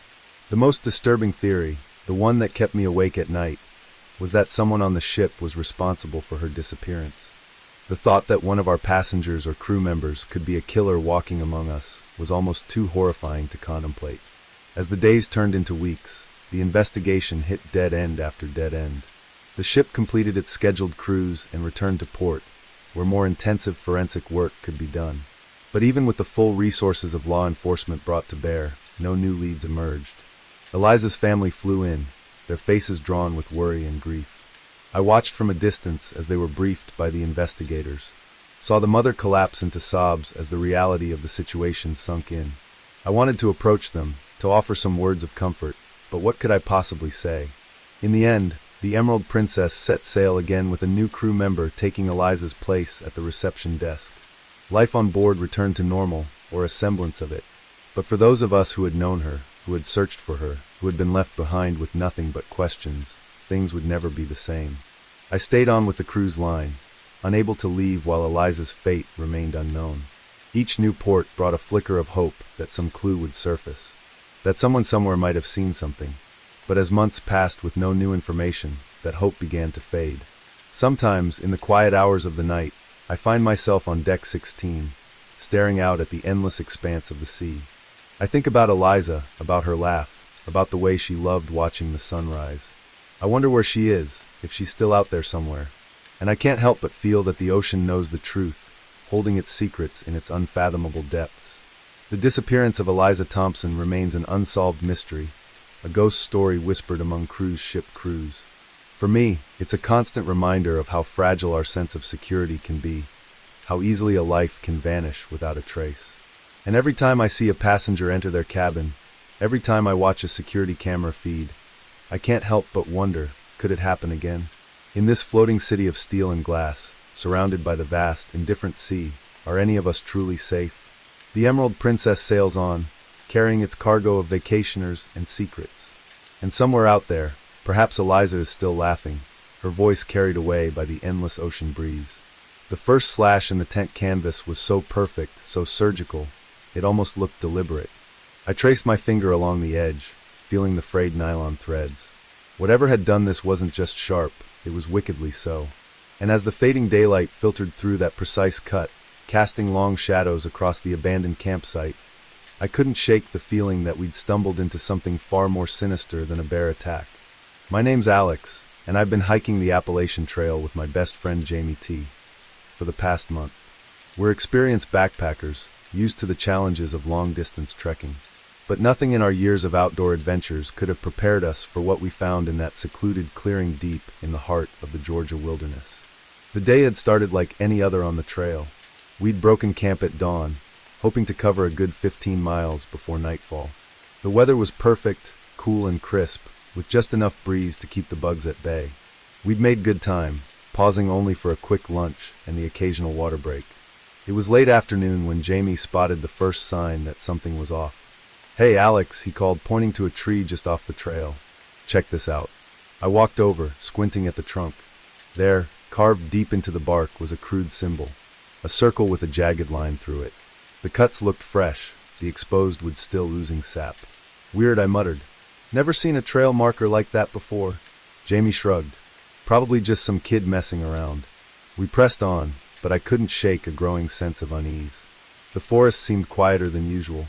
The usual chorus of birdsong and insect buzz oddly muted, and I could have sworn I caught glimpses of movement in my peripheral vision, always just out of sight when I turned to look. As the sun began to dip towards the horizon, we started looking for a suitable campsite. That's when we saw the clearing. It was perfect. A small, level area nestled between two rocky outcroppings, with a babbling stream nearby. But as we approached, we realized we weren't the first to discover this idyllic spot. The remains of a campsite lay before us, looking for all the world like its occupants had vanished in the middle of their stay. A tent stood in the center, its door flap open and swaying gently in the breeze. A small cooking pot sat on a makeshift fire pit, the ashes long cold. Backpacks and sleeping bags were scattered around as if their owners had fled in a hurry. Jamie and I exchanged glances. This wasn't normal. Even the messiest campers usually packed up before moving on. "Hello," Jamie called out. "Anyone here?" His voice echoed through the clearing, met only by the soft gurgle of the stream and the rustle of leaves overhead. We approached cautiously. That's when I noticed the first slash in the tent, and then another and another. The entire structure was riddled with them, each cut precise and deliberate. "What the hell?" I breathed. The interior was a mess. Sleeping bags were shredded, clothes strewn about. A flashlight lay on its side, its beam creating eerie shadows as it illuminated a small notebook. I picked it up, flipping it open to the last entry. The handwriting was shaky, almost frantic. Day 3. It's still out there. We can hear it moving around the camp at night. The others think I'm crazy, but I know what I saw. It's not a bear. It's not anything natural. God help us if it gets in. I showed the notebook to Jamie, watching as the color drained from his face. "We should go," he said, his voice barely above a whisper. "Now." But as I turned to leave, something caught my eye. There, half hidden beneath a torn sleeping bag, was a camera. My hands shook as I picked it up, praying the battery wasn't dead. It wasn't. The screen flickered to life, showing the last image taken. My heart nearly stopped. The photo was dark, clearly taken at night. But there, just at the edge of the frame, illuminated by the flash, was something. A shape that was almost human, but not quite. Long spindly limbs. A face that was more shadow than substance, and eyes that reflected the camera's flash like a cat's, but far larger. I dropped the camera, stumbling backwards. "We need to leave. Now." But as I turned, I realized with horror that the sun had nearly set. The forest around us was deepening into twilight, shadows lengthening and merging into an impenetrable gloom. Jamie was already gathering his pack. "We can make it back to the trail if we hurry," he said, his voice tense. "We'll hike through the night if we have to." I nodded, snatching up my own backpack. But as I turned to go, a glint of metal caught my eye. There, half buried in the soft earth near the fire pit, was a small silver locket. Without thinking, I scooped it up and shoved it in my pocket. We set off at a brisk pace, trying to retrace our steps in the fading light. But nothing looked familiar. The trees seemed to press in closer, their branches reaching out like gnarled fingers. More than once I could have sworn I heard something moving in the underbrush, always just out of sight. "Do you remember that weird symbol we saw earlier?" Jamie panted as we pushed through a particularly dense thicket. "I think I see another one." He was right. There, carved into a massive oak, was the same circle and line symbol we'd spotted before. But this one looked older. The edges of the carving weathered and moss-grown. "It's probably just a coincidence," I said, not believing my own words. "Come on, we need to keep moving." But as we pressed on, more symbols appeared. Some were fresh, others ancient. They seemed to be guiding us, though to what I couldn't say. The darkness was nearly complete now, our headlamps creating small islands of light in a sea of blackness. The forest had gone completely silent, save for the crunch of our boots on fallen leaves and the increasingly ragged sound of our breathing. That's when we heard it, a low, guttural sound, somewhere between a growl and a moan. It seemed to come from everywhere and nowhere at once. Jamie froze. "What was that?" I shook my head, unable to speak. Every instinct screamed at me to run. But I knew that panicking now would only get us more lost. We pushed on, moving as quietly as we could. But the sounds continued, growing closer. Branches snapped behind us. Something rustled in the canopy overhead.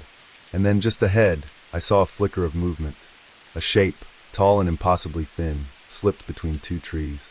In the brief flash of my headlamp, I caught a glimpse of pale, elongated limbs, and a face that was little more than a dark void with pinpricks of reflected light where eyes should be. "Run!" I yelled, all thought of stealth forgotten. We crashed through the undergrowth, blind panic driving us forward. Branches whipped at our faces, roots threatened to trip us at every step. The sounds behind us grew louder, a cacophony of inhuman shrieks and growls. I don't know how long we ran. It could have been minutes or hours. But suddenly, miraculously, we burst out onto a wide gravel road. A park ranger station stood just ahead, its windows glowing with welcoming light. We staggered towards it, gasping for breath. As we reached the door, I chanced to look back at the forest we'd just escaped. There, at the edge of the trees, stood a figure. Tall, impossibly thin, with limbs that seemed too long for its body. It raised a hand, more claw than human appendage, and for a moment, I thought it would pursue us into the light. But then it turned, melting back into the shadows of the forest. In seconds, it was gone, leaving no trace of its presence. The rangers were skeptical of our stories, of course. They attributed our experience to exhaustion, dehydration, and an overactive imagination. But they did send out a search party to investigate the abandoned campsite.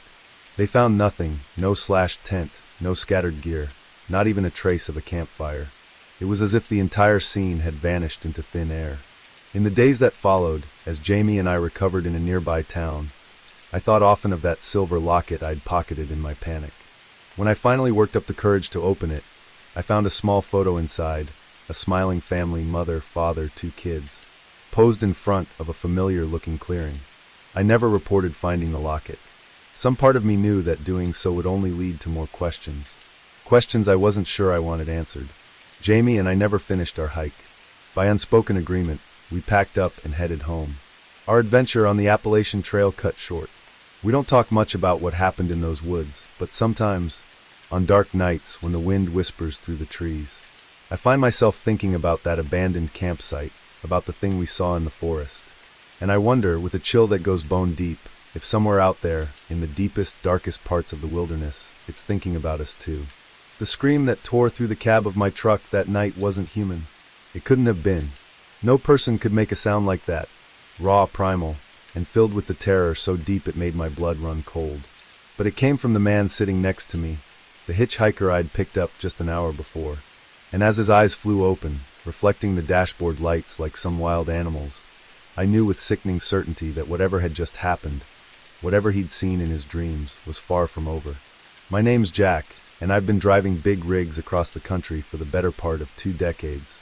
I've seen my share of weird stuff out on the lonely highways, ghost lights, inexplicable weather, even the occasional UFO if you catch me after a few beers, but nothing, absolutely nothing, could have prepared me for what happened on that moonless night in the middle of nowhere, Nevada. It had started as a routine haul. I was making good time, the miles melting away under my wheels as I cruised through the desert night. The radio kept me company, a mix of old country tunes and late-night talk shows about conspiracy theories and alien abductions. I was about halfway through Nevada when I saw him, a lone figure standing by the side of the road, thumb out. Now, I'm not usually one for picking up hitchhikers. Too many horror stories, too many risks. But something about this guy made me slow down. Maybe it was the lost look in his eyes, or the way he hugged himself against the chill desert wind. Whatever it was, before I knew it, I was pulling over. "Where you headed?" I called out as he approached. "Anywhere but here," he replied, his voice barely above a whisper. I should have driven off right then, but instead, I found myself saying, "Hop in. I'm going to Seattle if that works for you." He climbed into the passenger seat, bringing with him the smell of dust and something else, something I couldn't quite place. Up close, he looked young, maybe mid-20s, with shaggy brown hair and eyes that seemed to dart nervously around the cab. "I'm Jack," I said, pulling back onto the highway. "Mike," he replied, not meeting my gaze. "Thanks for the ride." We drove in silence for a while.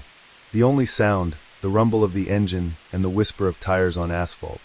I tried to make conversation a few times, but Mike's responses were monosyllabic at best.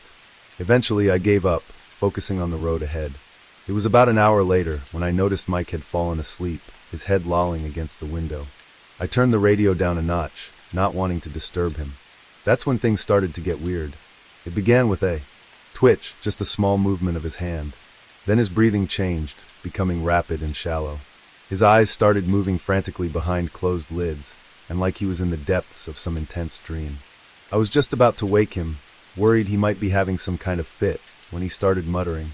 At first, it was too low to make out, but it quickly grew louder. No, please, don't let it find me." A chill ran down my spine. His voice was filled with pure, unadulterated fear. "Hey buddy," I said, reaching out to shake his shoulder. "Wake up, you're having a nightmare." But he didn't wake. Instead, his muttering grew more frantic, his body starting to thrash in the seat. "It's coming. Oh God, it's coming. Can't you see it? Can't you see its eyes?" And that's when he let out that scream, the one that made me nearly drive off the road.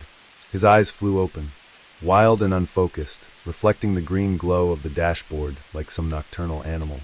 I managed to pull over, my heart pounding in my chest. Mike, snap out of it." He turned to look at me, but his eyes seemed to be seeing something else, something beyond me. "It followed me," he whispered, his voice hoarse from screaming. "Oh God, Jack, it followed me into the truck." I felt the hairs on the back of my neck stand up. "What followed you?" "Mike, there's nothing here but us."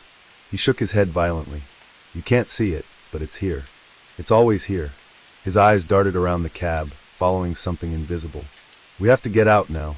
Before I could stop him, he'd thrown open the passenger door and leapt out into the night. I cursed, fumbling with my seatbelt before following him. The desert night was cold and still. The only sound, the tick of the cooling engine and Mike's ragged breathing. He stood a few feet from the truck, arms wrapped around himself, shaking like a leaf. "Mike," I said, approaching him slowly like you would a spooked animal. "What's going on? What do you think is following you?" He turned to me, his face pale in the truck's headlights. "I don't know what it is, but it's been after me for days, ever since I found that thing in the desert." "What thing?" I asked, a sick feeling growing in my gut. Mike reached into his pocket with a shaking hand, pulling out what looked like a small stone. But as he held it up, I realized it wasn't a stone at all. It was some kind of artifact, carved with intricate symbols I'd never seen before. In the harsh glare of the headlights, it seemed to shimmer and shift, as if the symbols were moving. "I found this out there," Mike said, gesturing vaguely at the dark expanse of desert around us. "In some kind of old ruin. I thought it might be worth something." He laughed bitterly. I didn't know it would wake it up." "Wake what up?" I asked, though I wasn't sure I wanted to know the answer. Mike's eyes met mine, filled with a terror that made my blood run cold. "The thing that lives in the spaces between. The thing that hunts in dreams, it wants this back." He held up the artifact, "and it wants me for taking it." I wanted to tell him he was crazy, that he'd just had a nightmare, that there was no monster hunting him. But the conviction in his voice, the raw fear in his eyes, it was impossible to dismiss. "Okay," I said, trying to keep my voice calm. "Okay, so why don't we just give it back? Throw that thing away and be done with it." Mike shook his head frantically. "I've tried. It doesn't work like that. It's like it's attached to me now. The only way to get rid of it is to pass it on to someone else. To make them take it." A chill ran down my spine as I realized what he was saying. "That's why you were hitchhiking. You were trying to give it to someone else." He nodded, tears streaming down his face. "I'm sorry. I'm so sorry. I didn't want to. But I can't take it anymore. The dreams, the visions. It's driving me insane." I took a step back, suddenly very aware of how isolated we were out here in the desert night. "Mike, I can't. I won't take that thing." "Please," he begged, holding out the artifact. "Please, I can't do this anymore. Just take it. You'll see, you'll understand." For a moment, I was tempted. The artifact seemed to call to me, the symbols swirling in a mesmerizing dance. But then I shook my head, snapping out of it. "No," I said firmly. "I won't do it, Mike, but I'll help you. We'll figure this out together, okay? There's got to be a way to get rid of that thing without passing it on." Mike stared at me for a long moment, his expression unreadable. Slowly, he nodded. "Okay," he whispered. "Okay, we'll try." We got back in the truck, the artifact safely wrapped in a cloth and stowed in the glove compartment. As we pulled back onto the highway, I couldn't shake the feeling that something had changed. The night seemed darker, the shadows deeper, and more than once, I could have sworn I saw something moving just at the edge of my headlights. Something tall and thin with too many limbs. I don't know what happened to Mike after I dropped him off in Reno. He said he was going to find an expert, someone who could help him get rid of the artifact for good. I gave him my number, made him promise to call, and let me know he was okay. It's been 3 months, and I haven't heard from him. Sometimes on long night drives through the desert, I find myself scanning the side of the road, half expecting to see him standing there, thumb out. And sometimes, in the moments between sleeping and waking, I see shapes in the shadows of my room. Tall, twisted shapes with too many eyes. I tell myself it's just my imagination, just the lingering effects of that strange night. But deep down, I know the truth. Whatever was hunting Mike that night, whatever lived in his dreams, it's out there still, waiting, watching. And sometimes, when the night is darkest and the road stretches endlessly before me, I can't shake the feeling that it's watching me too. The leather-bound journal fell open in my hands, its yellowed pages releasing a musty cloud of dust and decay. At first, I thought it was just another relic of the farm's long history, maybe a record of crop yields or livestock lineages, but as my eyes skimmed the faded, spidery handwriting, my heart began to race. This was no ordinary farm ledger. The words human subject and genetic manipulation leapt out at me, and I realized with growing horror that I'd stumbled upon something far darker than I could have imagined. Little did I know, this discovery would plunge me into a nightmare that would make me question everything I thought I knew about the quiet, rural world around me. My name's Sam, and I'd only been working at Willow Creek Farm for about a month when I found the journal. Fresh out of college with an agriculture degree and dreams of someday owning my own farm, I jumped at the chance to work as a farmhand for old Mr. Harrison. The pay wasn't great, but the experience was invaluable. And there was something charming about the sprawling, slightly run-down property with its weathered barns and endless fields. Mr. Harrison was a quiet man, gruff but fair. He lived alone in the big farmhouse, his wife long dead, and his children moved away to the city. He didn't talk much about the farm's history, just gave me my daily tasks and left me to it. I spent my days mending fences, tending to the small herd of cattle, and helping to plant and harvest the crops. It was a hot, sticky afternoon in late July when Mr. Harrison asked me to clear out one of the old barns. Been meaning to do it for years, he'd grumbled. Might as well put you to use on it. Just pile up anything that looks worth keeping. Haul the rest to the burn pile. The barn was a cavernous structure, its interior dim and cool compared to the sweltering heat outside. Dust motes danced in the shafts of sunlight that streamed through gaps in the weathered boards. The air was thick with the smell of old hay and something else, something chemical that I couldn't quite place. I started in one corner, sorting through piles of rusted farm equipment, moldering sacks of feed, and broken furniture. It was monotonous work, and my mind wandered as I hauled item after item to the growing pile outside. That's when I noticed the loose floorboard. I might have missed it entirely if my boot hadn't caught on the edge, nearly sending me sprawling. Curious, I knelt down to examine it.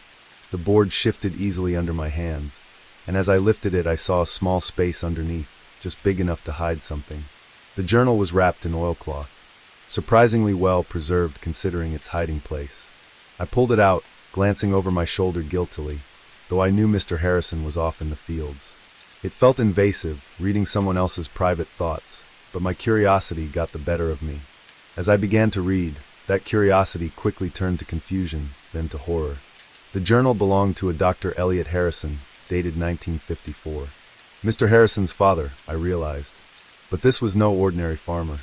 The pages detailed complex scientific experiments far beyond anything I'd learned in my agriculture courses. Dr. Harrison wrote about his attempts to create hardier, more productive livestock through genetic manipulation. But it wasn't just animals he was experimenting on. There were detailed notes about human subjects, vague references to volunteers from the local asylum. My hands shook as I turned the pages, descriptions of failed experiments, of creatures that were neither fully human nor fully animal, sketches that turned my stomach, and throughout it all, a growing sense of the doctor's obsession, his conviction that he was on the verge of a breakthrough that would revolutionize agriculture and change the world. The final entry, dated 1963, was different. The handwriting was shaky, almost frantic. It's done. The experiment was a success, but at what cost? They're out there now, hiding in the woods, in the fields. I can hear them at night, scratching at the walls. God forgive me for what I've created. I snapped the journal shut, my heart pounding. This had to be some kind of sick joke, right? Or maybe the ramblings of a madman. There was no way any of this could be real. But even as I tried to rationalize it, memories of odd occurrences around the farm began to surface. The strange noises I'd heard at night, dismissed as wildlife. The areas of the property Mr. Harrison had warned me to avoid. The way the cattle sometimes seemed spooked by something I couldn't see. I shoved the journal back into its hiding place, my mind reeling. I needed to get out of this barn to get some fresh air and clear my head. As I stepped outside, blinking in the harsh sunlight, I nearly ran into Mr. Harrison. Making progress, he asked, eyeing the pile of junk I'd accumulated. I nodded, not trusting myself to speak. Did he know about the journal, about what his father had done? Mr. Harrison's eyes narrowed slightly, as if sensing my unease. Everything all right, Sam. You look like you've seen a ghost. I'm fine. I managed to say, just, it's hot in there, needed some air. He nodded slowly. Well, don't work too hard. Come on up to the house when you're done. I'll fix us some dinner. I watched him walk away, trying to reconcile the kind, if gruff old man I knew with the dark history I'd just uncovered. Was he continuing his father's work, or was he just as much a victim of it as anyone else? That night, as I lay in bed in the small apartment above the garage that Mr. Harrison had given me, I couldn't sleep. Every creak of the old building, every rustle from the fields outside, set my nerves on edge. I kept thinking about the journal, about the creatures Dr. Harrison had written about. Were they still out there after all these years? A sudden noise outside my window made me bolt upright. It was a strange, guttural sound, unlike anything I'd ever heard before. My heart pounding, I crept to the window and peered out into the darkness. At first I saw nothing, but then movement caught my eye. Something was moving in the field beyond the barn. Something large and definitely not a cow. Its movements were jerky, unnatural, and then it turned and I caught a glimpse of its face in the moonlight. I stumbled back from the window, biting back a scream. What I'd seen, it wasn't human, but it wasn't fully animal either. It was something in between, something that should not exist. I spent the rest of the night huddled in my bed, every muscle tense, listening to the sounds of movement outside. When dawn finally broke, I was exhausted but relieved. Surely, in the light of day, everything would make sense again. But as the days passed, strange occurrences began to multiply. Tools would go missing, only to turn up in odd places. The cattle grew increasingly agitated, especially at night. And more than once, I caught Mr. Harrison staring off into the woods with a troubled expression. I thought about leaving, about packing up my things and getting as far away from Willow Creek Farm as I could. But something held me back. Curiosity, maybe, or a sense of responsibility. Whatever Dr. Harrison had done, whatever he'd created, it was still out there. And maybe, just maybe, there was something I could do about it. I began my own investigations, carefully at first. I reread the journal, making notes, trying to understand the science behind Dr. Harrison's experiments. I explored the far reaches of the property, areas Mr. Harrison had told me to avoid, looking for signs of the creatures. And slowly, I started to piece together the truth. The experiments hadn't ended with Dr. Harrison's last journal entry. They'd continued, passed down from father to son. Mr. Harrison wasn't just aware of what his father had done. He was trying to fix it. It all came to a head one stormy night in late August. I was awakened by the sound of breaking glass and Mr. Harrison's shouts. I raced to the farmhouse, rain lashing at my face, to find the front door splintered and hanging off its hinges. Inside, the scene was chaos. Furniture, overturned, claw marks scoring the walls. And there, in the center of the living room, stood Mr.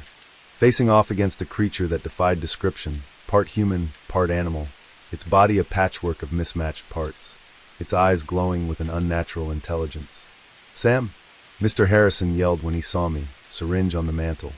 I saw it, then a large syringe filled with a glowing blue liquid. Without thinking, I grabbed it and tossed it to Mr. Harrison. In one smooth motion, he caught it and plunged it into the creature's neck. The thing let out a howl that made my blood run cold. It thrashed wildly for a moment, then collapsed to the floor, its body seeming to melt and reform before my eyes. In moments, all that was left was an unconscious, very human-looking man.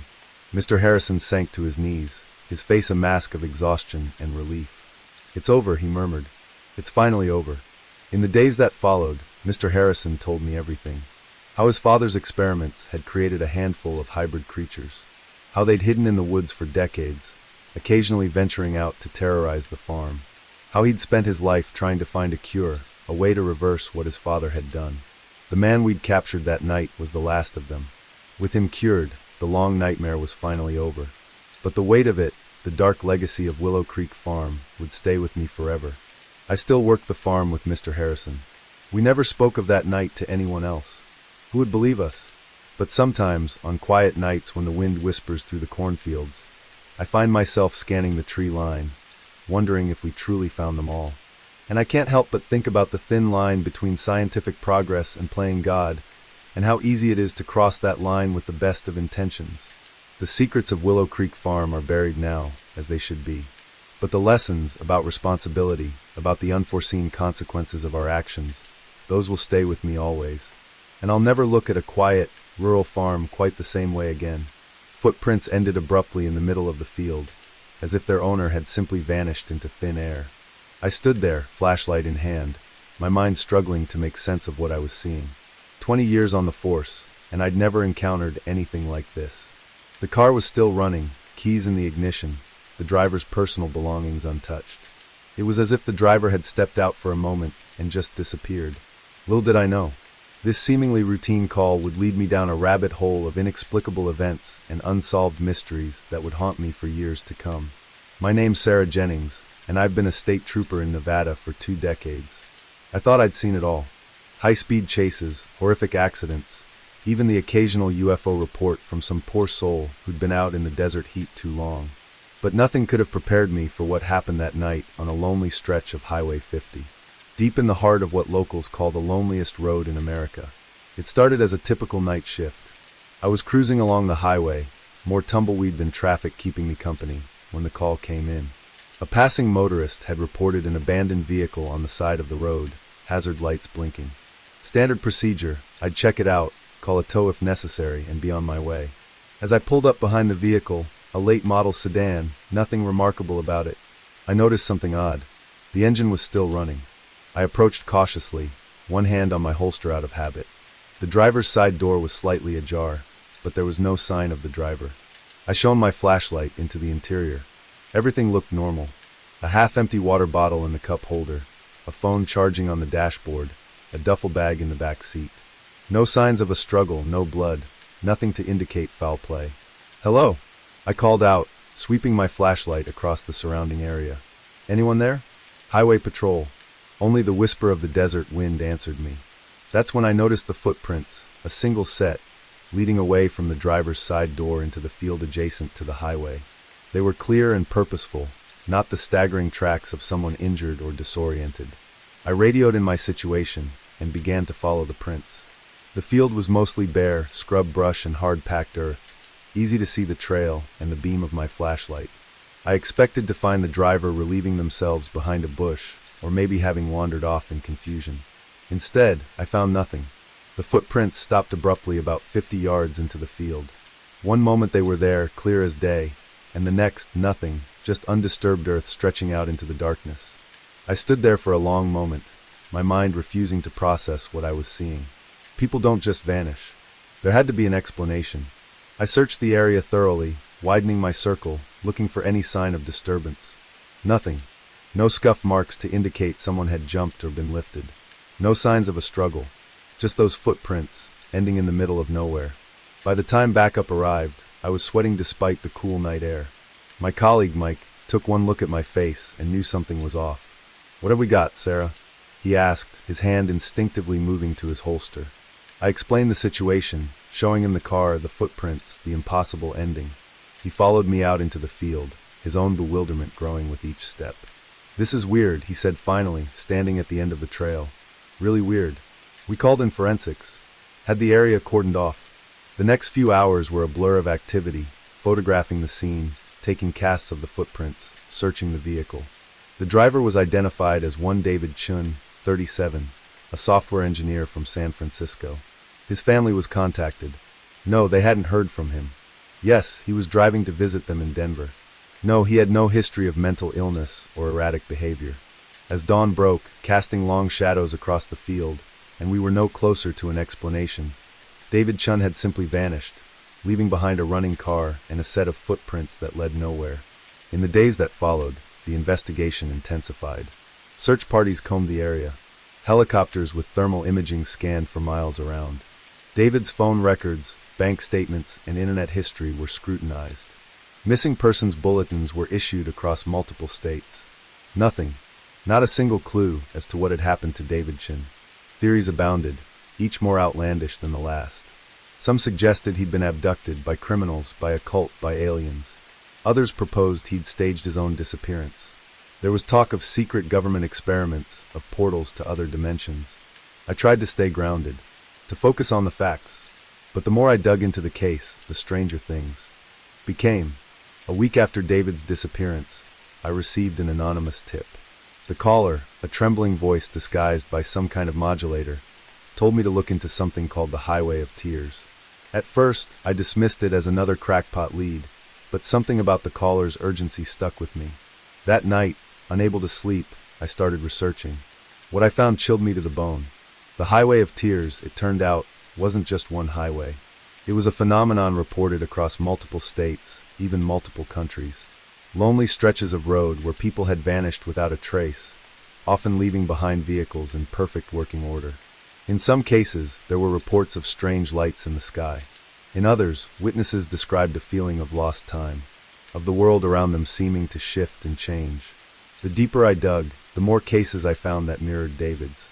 A woman in Alaska whose car was found running, her purse still on the seat, footprints leading into the snow before suddenly stopping. A truck driver in Australia who vanished while making a routine delivery, his rig discovered idling on the side of the outback highway. I began to compile a file, cross-referencing cases, looking for patterns. Most of the disappearances happened at night. Many occurred in remote areas.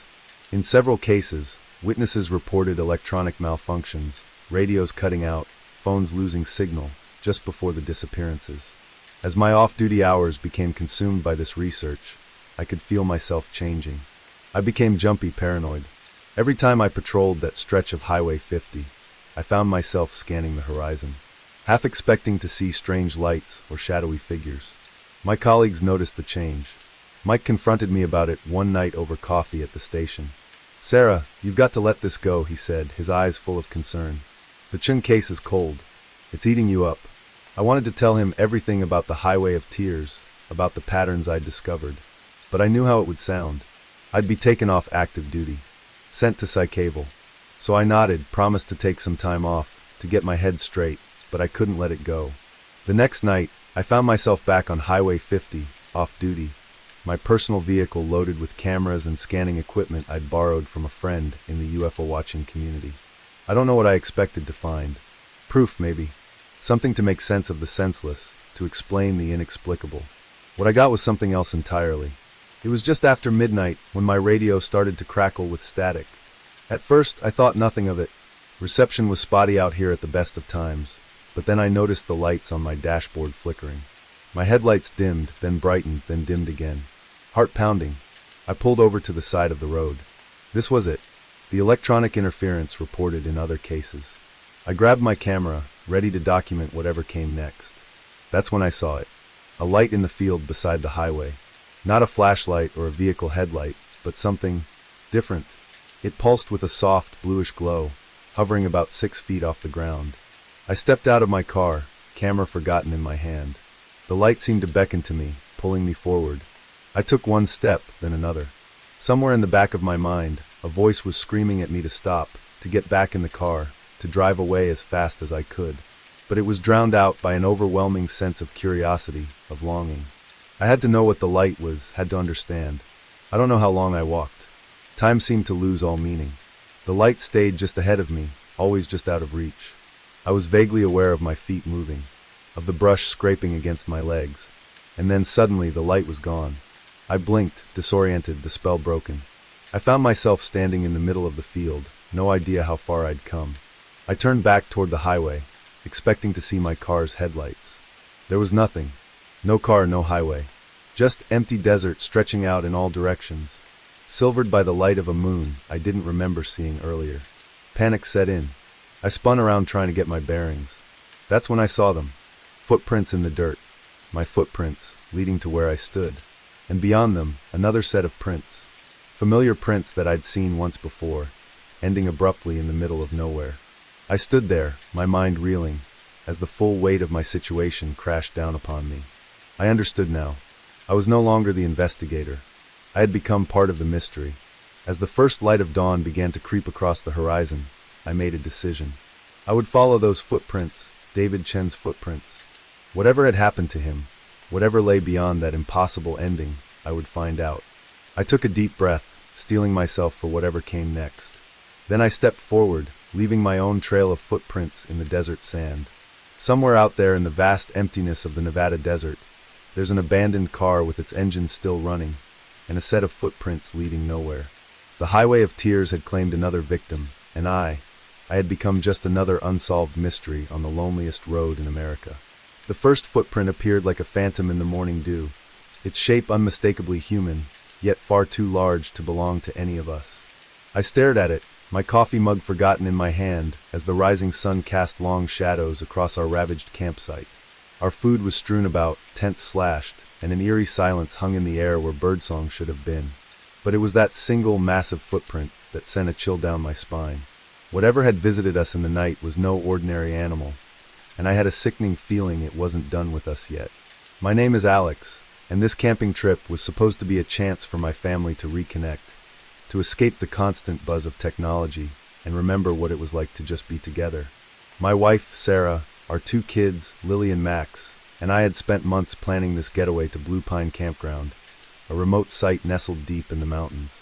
We'd arrived late yesterday afternoon, the kids buzzing with excitement as we set up our tents and gathered wood for the fire. As the sun set, we roasted marshmallows and told ghost stories, our laughter echoing through the trees.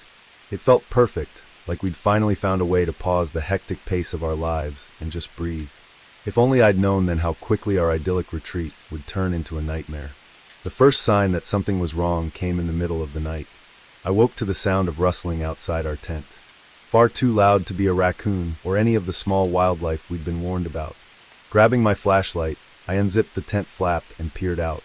The beam of light caught a flash of movement at the edge of our campsite. Something large ducked behind a tree.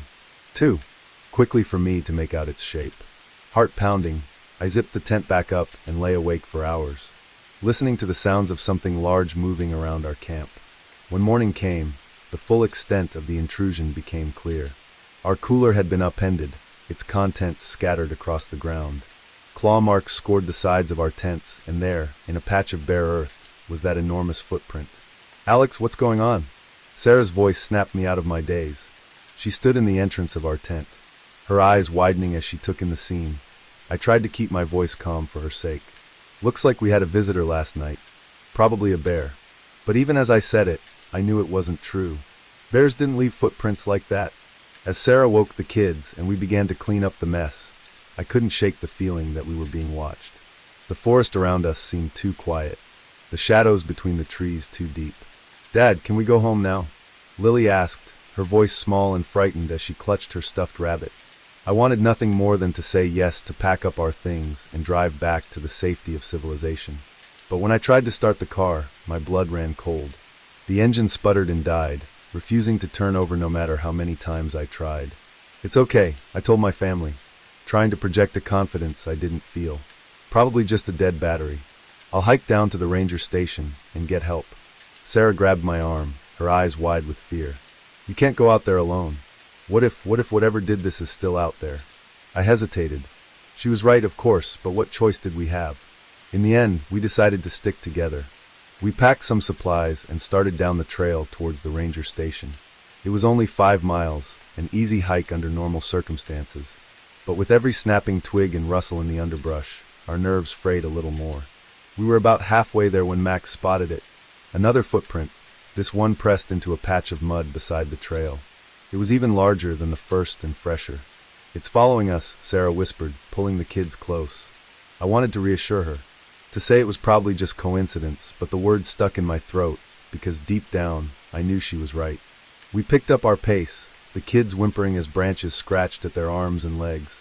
The sun was starting to set, the forest growing darker by the minute, and still the ranger station seemed no closer. That's when we heard it, a low, rumbling growl that seemed to come from everywhere and nowhere at once. Lily screamed, and Max burst into tears. "Run!" I yelled, scooping up Lily as Sarah grabbed Max's hand. We tore down the trail, blind panic driving us forward. Branches whipped at our faces, roots threatened to trip us at every step. And all the while, that growl grew louder, closer. I chanced to look back and immediately wished I hadn't. Something was moving through the trees behind us, something massive and dark.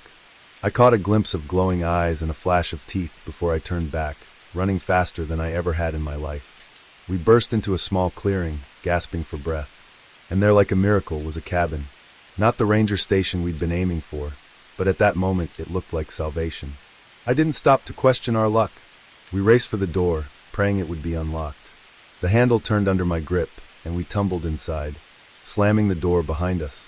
For a long moment, we just stood there, chests heaving, listening to the sounds of something large circling the cabin. Scratching noises came from the walls, and a low, frustrated growl echoed through the night. "What is it, Daddy?" Lily whimpered, burying her face in my shoulder. "I don't know, sweetheart," I said, stroking her hair. "But we're safe in here. It can't get us." As our eyes adjusted to the gloom, we began to take in our surroundings. The cabin was small, just one room with a fireplace, a few pieces of rustic furniture, and shelves lined with canned goods and supplies. It looked like some kind of emergency shelter or hunting cabin. Sarah found some lanterns and lit them, casting a warm glow around the room. As the kids huddled together on a threadbare couch, she pulled me aside. "Alex, what are we going to do?" She whispered, her voice trembling. "What if it doesn't leave?" I took a deep breath, trying to think rationally. "We've got shelter, and it looks like there's enough food here to last a while. We'll wait it out. Someone's bound to come looking for us eventually." But as the night wore on, that confidence began to waver. The creature outside showed no signs of leaving. We could hear it moving around the cabin, testing the walls and door. Occasionally, it would let out a roar that made the windows rattle.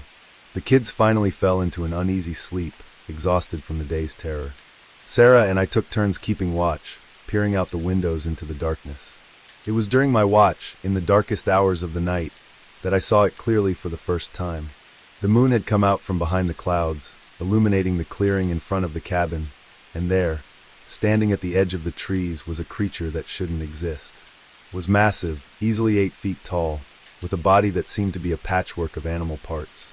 Thick fur covered most of its body, but I could see patches of scales and what looked like feathers. Its face was a nightmarish blend of bear and something almost human, with eyes that glowed an unnatural yellow in the moonlight. As I watched, frozen in horror, it turned those glowing eyes directly towards me. And then, impossibly, it smiled, revealing rows of razor-sharp teeth. I stumbled back from the window, my heart pounding so hard I thought it might burst from my chest. This couldn't be real. Creatures like that didn't exist. They couldn't. But the growl that rumbled through the night was very, very real.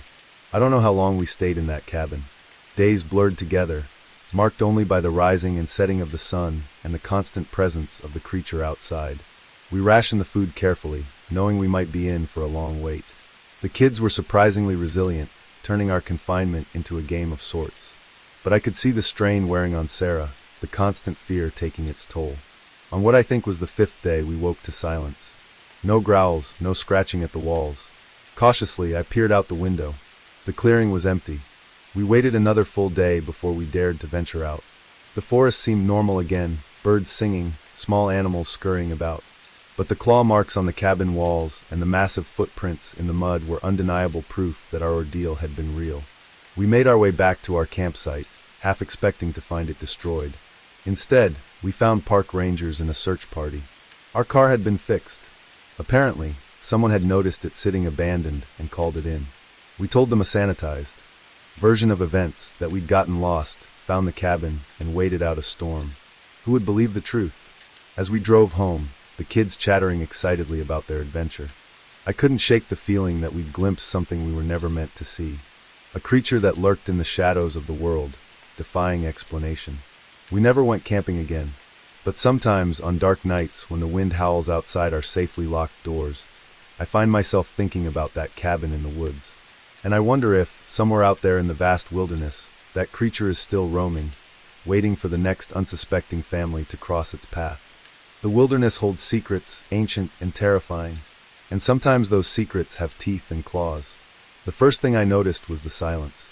On a cruise ship carrying over 3,000 passengers and 1,500 crew members, silence is never a good sign. I stood in the middle of the Lido deck, where just hours ago families had been splashing in the pool and music had been blaring from the speakers. Now there was nothing but the gentle lapping of waves against the hull and the distant hum of engines.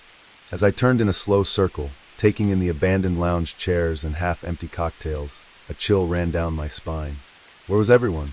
And why did the air suddenly feel so different? My name is Mia Chun, and what should have been a relaxing Caribbean cruise turned into the most bewildering and terrifying experience of my life. I'm still not sure I believe what happened to me, but I know one thing for certain. Time isn't as linear as we think it is, and sometimes the fabric of reality can slip in ways we can't begin to understand. It had started as a typical day at sea. I'd woken up late, nursed a slight hangover from the previous night's karaoke party with a greasy breakfast, and spent the morning lounging by the pool with my latest beach read. Around noon, I decided to head back to my cabin for a quick nap before the afternoon's activities. I remember closing my eyes, the gentle rocking of the ship lulling me to sleep. When I woke up, the light filtering through my porthole window seemed off. Dimmer somehow, with a strange bluish quality I'd never seen before. Disoriented, I checked my phone. The screen was black, completely dead despite having been fully charged when I lay down. Frowning, I got up and tried the cabin's phone. Nothing but a faint buzzing on the line. That's when I noticed the silence. No distant laughter from the hallway. No muffled announcements over the PA system. Just nothing. A knot of unease forming in my stomach. I stepped out into the hallway. It was deserted. The usual bustle of passengers and crew members conspicuously absent. My footsteps echoed unnaturally loud on the carpeted floor as I made my way towards the elevator bank. "Hello," I called out, my voice sounding small and lost in the empty corridor. No response. The elevator arrived with a cheerful ding that seemed wildly out of place in the eerie silence. As I rode up to the Lido deck, I tried to rationalize what was happening. Maybe there was some sort of emergency drill I'd slept through.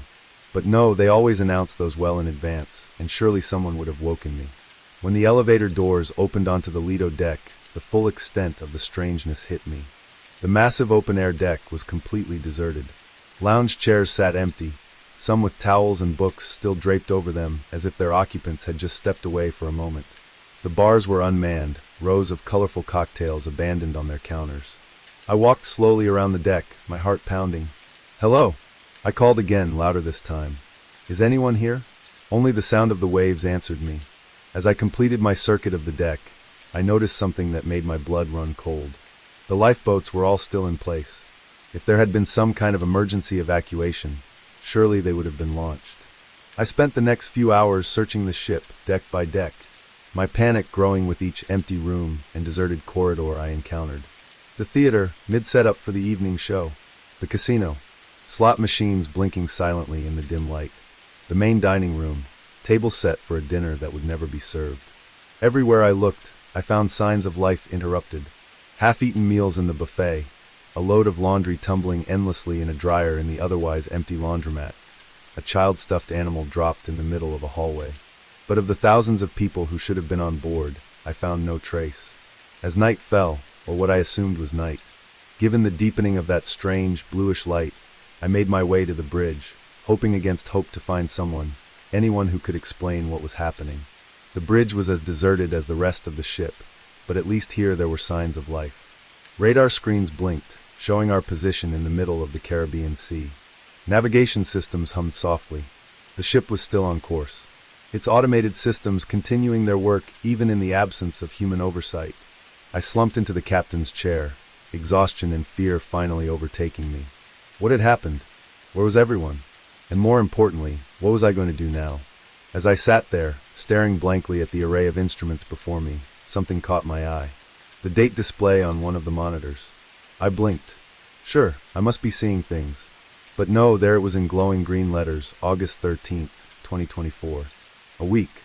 Somehow, impossibly, a week had passed since I'd laid down for my nap. I laughed then, a high, hysterical sound that echoed weirdly in the empty bridge. This couldn't be happening. People didn't just lose a week of time. Entire ships full of people didn't just vanish. And yet, here I was. The next few days, if they were indeed days, as time seemed to have lost all meaning, passed in a blur. I roamed the ship, leaving notes in every public space, begging for a response, for some sign that I wasn't alone. I tried every phone, every radio, every possible means of communication, but was met with nothing but static. I ate from the slowly rotting supplies in the ship's massive kitchens, slept fitfully in a different cabin each night, and tried to keep myself sane by talking out loud, narrating my actions as if I was the protagonist in some bizarre reality show. On what I think was the fourth day of my solitude, I saw the lights. At first, I thought I was hallucinating, my mind finally cracking under the strain of isolation. But no, there they were, distant pinpricks of light on the horizon growing larger by the minute. Hope surged through me. Another ship, a rescue party. I raced to the bow, waving my arms and shouting even though I knew they were still too far away to see or hear me. As the lights grew closer, I realized with a start that they weren't coming from the sea, but from the sky. My elation turned to confusion, then to a kind of numb acceptance. Of course, why not? After everything else, why shouldn't there be strange lights in the sky? The lights descended slowly, hovering over the ship. They were beautiful, pulsing with colors I had no names for, casting shimmering reflections on the calm sea. As I watched, a beam of light shot down from the center of the formation, touching the deck just a few feet away from me. And then, as suddenly as they had appeared, the lights vanished. And I was no longer alone. The deck was filled with people, passengers in swimsuits and sundresses, crew members in their crisp uniforms. They milled about in confusion, voices rising in a babble of questions and exclamations. What happened? Where did everyone go? Was I dreaming? I stood frozen, unable to comprehend what I was seeing. A man in a captain's uniform strode purposefully towards me, his face a mask of concern. "Miss, are you all right? You look pale." I opened my mouth, but no words came out. How could I possibly explain what had happened? In the days that followed, as the ship made its way back to port, a story was pieced together. According to everyone else on board, no time had passed at all. One moment they had been going about their day, the next they had found themselves standing on the deck, disoriented and confused. Only I remembered the empty ship, the days of solitude, the strange lights. Only I had lived through that impossible week. The incident made headlines around the world. Cruise ship reappears after mysterious disappearance. Experts were consulted. Theories were proposed and debunked. Some spoke of wormholes, others of alien abduction. A few fringe voices even suggested a mass hallucination or an elaborate hoax. As for me, I gave my statement to the authorities and then retreated from the public eye. How could I explain something I didn't understand myself? How could I describe the profound loneliness of those days on the empty ship, the bone-deep wrongness of a world slightly out of sync? I've never set foot on another cruise ship. The sight of the ocean fills me with a nameless dread. And sometimes, in the deepest hours of the night, I wake up in a cold sweat, convinced that I'm back there, alone on an empty ship, adrift in a sea of time. I don't know what happened on the paradise of the seas. I don't know where everyone went, or why I was left behind, or what those lights in the sky were. But I do know this. Our understanding of reality, of time and space, is far more limited than we think. There are things out there, forces at work, that we can't begin to comprehend. And sometimes, if we're very unlucky, we catch a glimpse of them. A peek behind the curtain of reality, into the vast, terrifying unknown that lies beyond. I got that glimpse, and it changed me forever.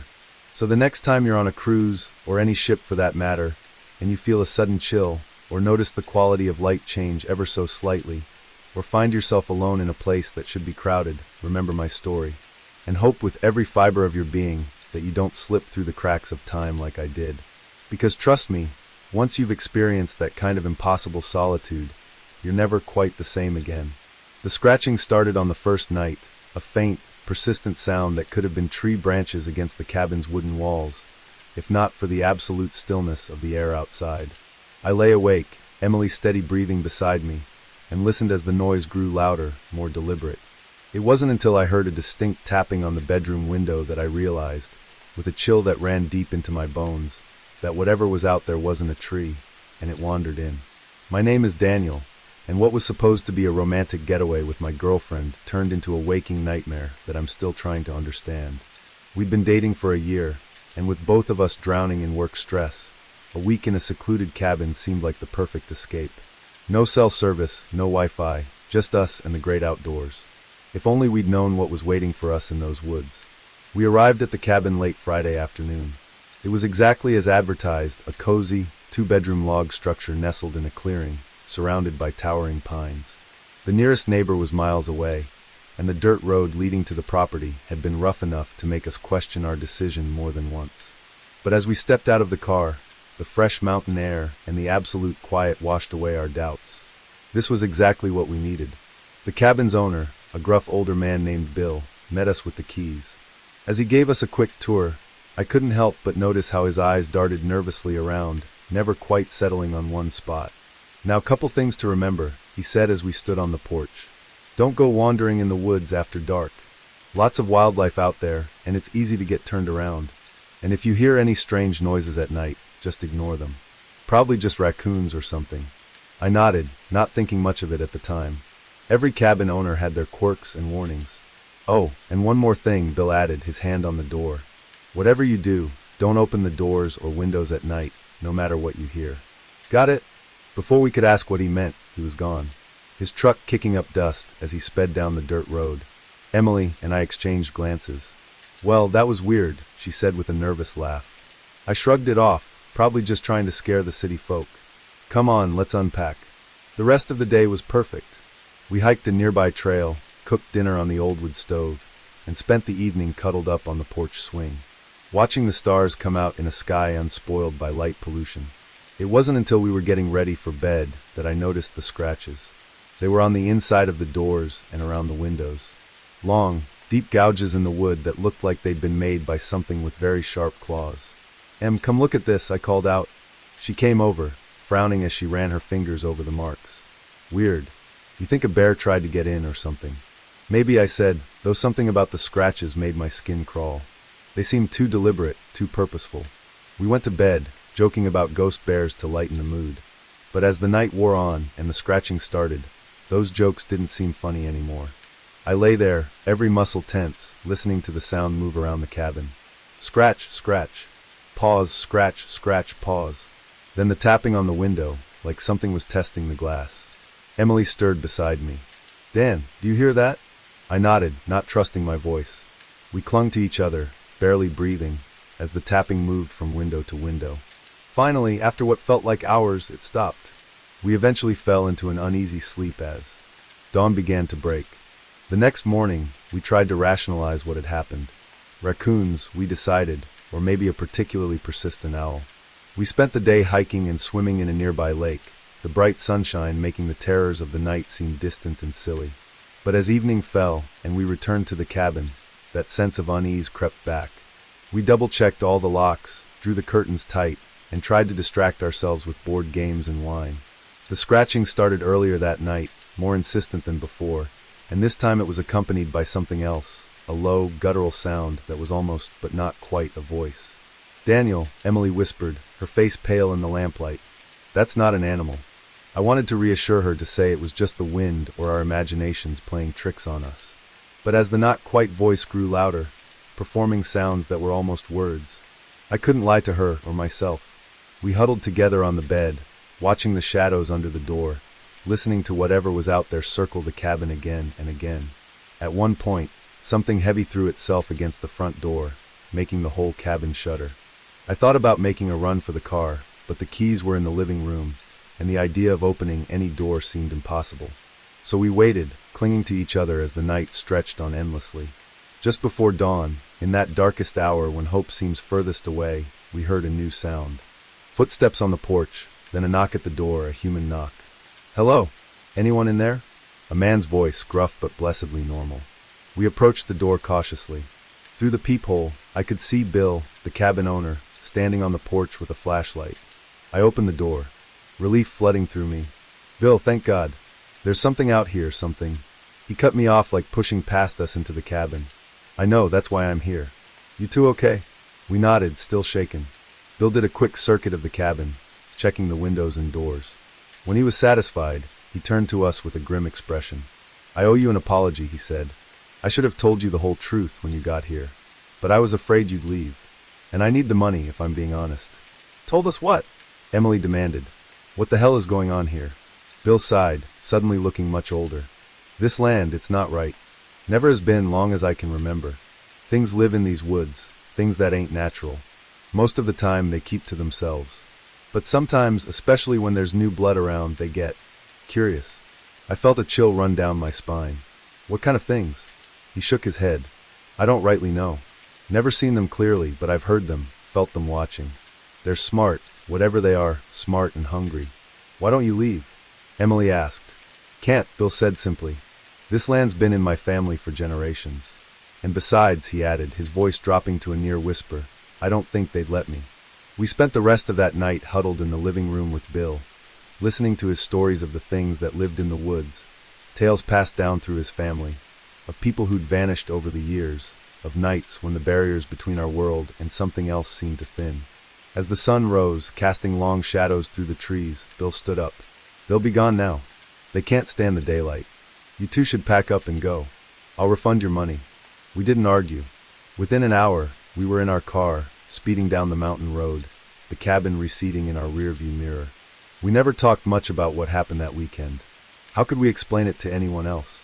Even between ourselves, we found it easier to let the memory fade, to focus on our normal, safe lives in the city. But sometimes on dark nights when the wind blows just right, I find myself listening for that scratching sound. And in my dreams, I still hear that almost voice calling from just beyond the walls, trying to form words I hope I never understand. I don't know what lives in those woods. I don't know why it was so interested in us, or what it might have done if it had gotten inside. But I do know this. There are places in this world where the veil between realities is thin, where things we can't comprehend lurk just out of sight. If you ever find yourself in a secluded cabin, miles from civilization, and you hear a scratching at the door or a tapping at the window, remember my story. Keep the doors locked, the curtains drawn, and whatever you do, don't let it in. Because once you acknowledge those things in the dark, once you let them know, you can hear them. They'll never stop calling, and sooner or later, curiosity or fear or simple exhaustion might lead you to answer. Take it from me. Some calls are better left unanswered. Some doors are meant to stay closed. And some woods are best left unexplored, no matter how inviting they might seem in the light of day. The voice crackled through the CB radio, desperate and filled with static. Out here, in the vast emptiness of the American night, sometimes a trucker is all that stands between a stranger and disaster. With a muttered curse, I flipped on my turn signal and took the next exit. I didn't know it then, but that decision would lead me into a nightmare I'm still trying to understand. My name's Mike Callahan, and I've been hauling freight across the country since I was old enough to get my CDL.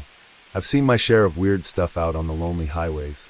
Ghost lights, inexplicable weather patterns, even what some might call UFOs. But nothing in all my years prepared me for what I encountered that night at the abandoned Starlight truck stop. It was a typical run, Seattle to Miami, with a trailer full of electronics. I was making good time, the miles melting away under my wheels as I cruised through the New Mexico desert. The radio kept me company, a mix of old country tunes and the occasional chatter from other truckers. It was just past 2 a.m. when the distress call came through. At first, I thought it was just some kids playing around on the channel. It wouldn't be the first time, but something in that voice, the raw fear, the desperation, made me think twice. I tried to respond to get more information, but there was no answer. Just that eerie static. I knew the Starlight. It had been a popular stop back in the day, a little oasis of neon and greasy food in the middle of nowhere. But it had shut down years ago, another victim of the new highway bypass. Now it was just a crumbling relic, slowly being reclaimed by the desert. As I took the exit, a cold feeling settled in my gut. What if this was a trap? It wouldn't be the first time someone tried to lure a trucker off the main road with a fake distress call. But I couldn't shake the memory of that terrified voice. If someone really was in trouble out here, they didn't have many options for help. The old access road was barely more than a pair of tire tracks now, weeds growing up through cracks in the asphalt. My headlights cut through the darkness, illuminating scrub brush and the occasional piece of wind-blown trash. And then, rising out of the night like a ghost, I saw it. The Starlight truck stop. It was in worse shape than I remembered. The once cheerful neon sign was dark, most of its tubes shattered. The windows of the main building were boarded up, and half the roof had caved in. The vast parking lot, once filled with rigs from all over the country, was empty save for tumbleweeds and broken glass. I pulled up in front of the main entrance, leaving my engine running. The silence was oppressive, broken only by the idle of my truck in the creak of settling metal as the old building shifted in the night wind. "Hello," I called out, my voice sounding small and lost in the emptiness. "Anyone here?" I heard a distress call on the CB. Nothing, not even an echo. I grabbed my flashlight from the cab and cautiously approached the building. The boards over the main doors had been pried away, leaving a dark maw that seemed to swallow my light. Every instinct screamed at me to get back in my truck and drive away. But I couldn't shake the memory of that desperate voice. What if someone was hurt in there? Unable to call out, I stepped inside, the beam of my flashlight revealing a scene of decay and abandonment. Overturned tables, shattered plates, layers of dust covering everything. It looked like the place had been picked clean by scavengers years ago. "Hello," I called again, my voice echoing in the empty space. "Anyone here?" A sound from the back of the building made me jump. A scraping noise, like something heavy being dragged across the floor. "Hey, you okay back there?" I moved towards the sound, my heart pounding. As I rounded the corner into what used to be the kitchen, my flashlight beam fell on something that made my blood run cold. There, propped up against an old stove, was a CB radio. It looked brand new, completely out of place in the decaying ruin around it. I approached slowly, my mind racing. Had the person who called for help left this here? But why? And where were they now? That's when I noticed something else. On the floor around the radio were strange markings, curved lines and symbols drawn in what looked horribly like dried blood. I took a step back, suddenly very aware of how quiet it was. Even the wind seemed to have died down. And then I heard it, a low, guttural sound coming from somewhere behind me. It was almost, but not quite, a voice. The hairs on the back of my neck stood up as I slowly turned around.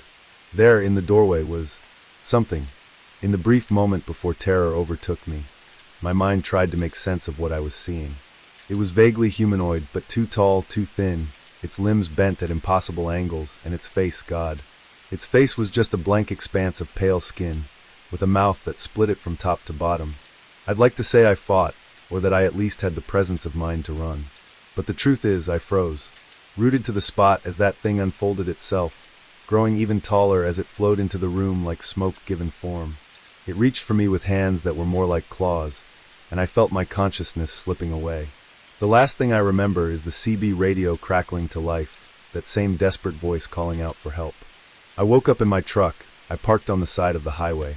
For a moment, I thought it had all been a vivid nightmare. But then I noticed the dust coating my clothes, the scratches on my arms. And there, on the passenger seat, was the CB radio from the abandoned truck stop. My logbook showed I'd lost almost 6 hours. 6 hours that I had no memory of.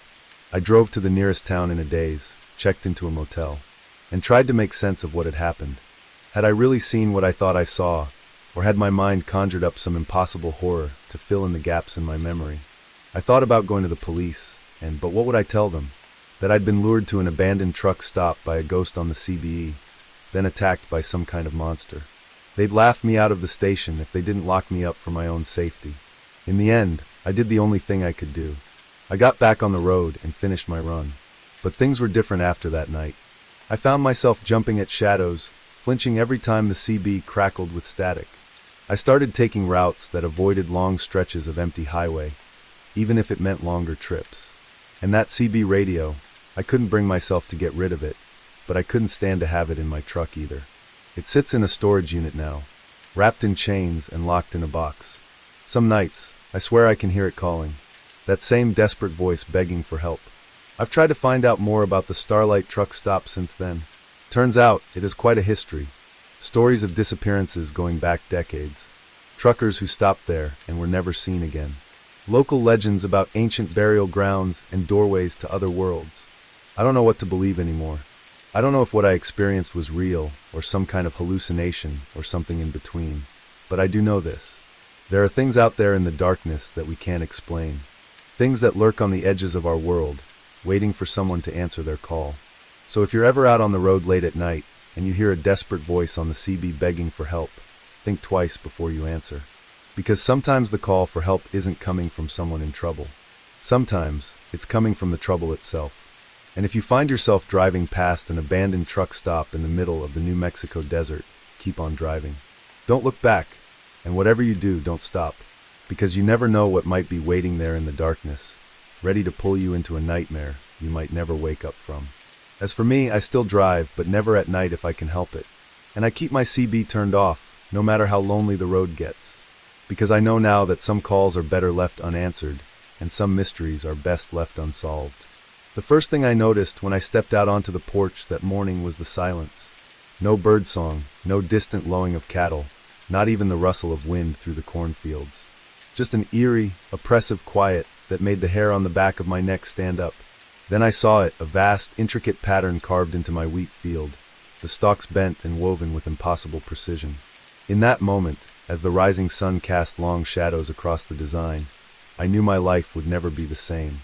What I didn't know was how deep the rabbit hole went, or how dangerous the truth would turn out to be. My name's Jack Harper, and I've been farming this land for over 30 years. It's been in my family for generations, passed down from father to son since my great-grandfather first broke ground here in the 1890s. I've seen droughts, floods, and everything in between, but nothing could have prepared me for what happened that summer. It started innocently enough. A few of my cows got spooked one night, breaking through a fence and stampeding across the north pasture. Unusual, but not unheard of. Then my tractor started acting up, the electronics going haywire for no apparent reason. Again, annoying, but nothing too out of the ordinary for aging farm equipment. But then came the lights. I first saw them about a week before the crop circle appeared. I was up late, going over some paperwork in the kitchen, when a flash of light outside caught my eye. At first, I thought it was headlights from a passing car, but we're pretty isolated out here. The nearest neighbor is 5 miles down the road. I stepped outside, and that's when I saw them. 3 bright orbs of light hovering silently over my wheat field. They pulsed with an otherworldly glow, casting long shadows across the swaying stalks. I stood there frozen, for what felt like hours but was probably only a few minutes. Then, as suddenly as they appeared, the lights shot straight up into the sky and vanished. I told myself I was tired, that maybe I'd dozed off at the kitchen table and dreamed the whole thing. But deep down, I knew what I'd seen was real. The next few nights, I stayed up watching, but the lights didn't return. Just as I was starting to think I'd imagined it all, I woke up to find the crop circle. It was massive, covering nearly half of my 100-acre wheat field. The design was incredibly complex, a series of interlocking circles and crescents that seemed to spiral out from a central point. The wheat stalks were bent, not broken, woven together in a way that defied explanation. I called the sheriff, more out of a sense of obligation than any real hope for answers. Bob's been a friend for years, but I could see the skepticism in his eyes as he surveyed the damage. It could be pranksters, he suggested, not sounding very convinced. You know how kids get in the summer, looking for thrills. I shook my head. Bob, this would have taken a team of people all night to do, and they'd have left tracks. Look at the ground. There's not a single footprint or tire track anywhere.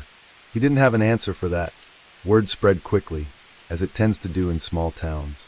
By noon, my driveway was clogged with curiosity seekers, amateur paranormal investigators, and local news crews. I did my best to keep them off my property, but it was like trying to hold back the tide. That's when things started to get really strange. It began with the animals. My dogs, usually friendly to a fault, became aggressive, snarling at anyone who came near the crop circle. The cattle refused to graze anywhere near that field, clustering at the far end of their pasture and bellowing uneasily through the night. Then the equipment failures escalated. Not just my tractor now, but every piece of electronic equipment on the farm. Cell phones died within minutes of being fully charged. The TV emitted nothing but static, occasionally interrupted by bursts of what sounded like voices speaking in an unknown language. And the dreams. God, the dreams. Every night, I found myself wandering through that wheat field. The stalks whisper, singing around me in voices, just on the edge of comprehension. Something was always just ahead of me, always just out of sight. I'd wake up in a cold sweat, the taste of metal in my mouth, and the feeling that I was on the verge of understanding something vast and terrible. About a week after the crop circle appeared, I had a visitor. He introduced himself as Dr. Alan Friedman, an astrophysicist from the State University. He was different from the other investigators who'd come sniffing around. Quieter, more serious. "Mr. Harper," he said, his eyes never leaving the crop circle. "Have you noticed any other unusual phenomena since this appeared? Lights in the sky, perhaps? Electronic disturbances?" The hairs on the back of my neck stood up. "How did you know about that?" He returned to me then, his expression grave, "Because this isn't the first time this has happened. There's a pattern, Mr. Harper. These events, they're escalating." Over the next few hours, Dr. Friedman told me things that shook me to my core, about other crop circles, all following a similar design, appearing across the country over the past few years, about increased UFO sightings in those areas, and about people who had gone missing. Always in the weeks following the appearance of a circle. "We believe," he said in a low voice, "that these are some kind of test sites, that whatever intelligence is behind this is preparing for something bigger." I wanted to dismiss it all as crazy talk, but I couldn't, not after what I'd seen, what I'd experienced. "What do they want?" I asked, my mouth dry. Dr. Friedman shook his head. "We don't know, but we think you might be in danger, Mr. Harper. These sites, they seem to have a strange effect on the people closest to them. We've documented cases of unusual behavior, of people claiming to receive messages or orders from some unknown source." As he spoke, I felt a chill run down my spine. I thought of my dreams, of the whispers just on the edge of understanding. "What should I do?" I asked. "Let us set up some monitoring equipment," he said. "And whatever you do, don't enter that field. No matter what you hear, no matter what you think you see, promise me." I promised. But promises, I would soon learn, are hard to keep when reality itself seems to be unraveling around you. The next few days were a blur of activity. Dr. Friedman and his team set up cameras and sensors around the perimeter of the crop circle. They took samples of the soil and the wheat, muttering to each other in low, worried tones. And all the while, the whispers in my dreams grew louder, more insistent. I'd wake up with strange symbols etched in my mind, my fingers itching to draw them. The urge to walk into that field, to reach the center of the circle, became almost overwhelming.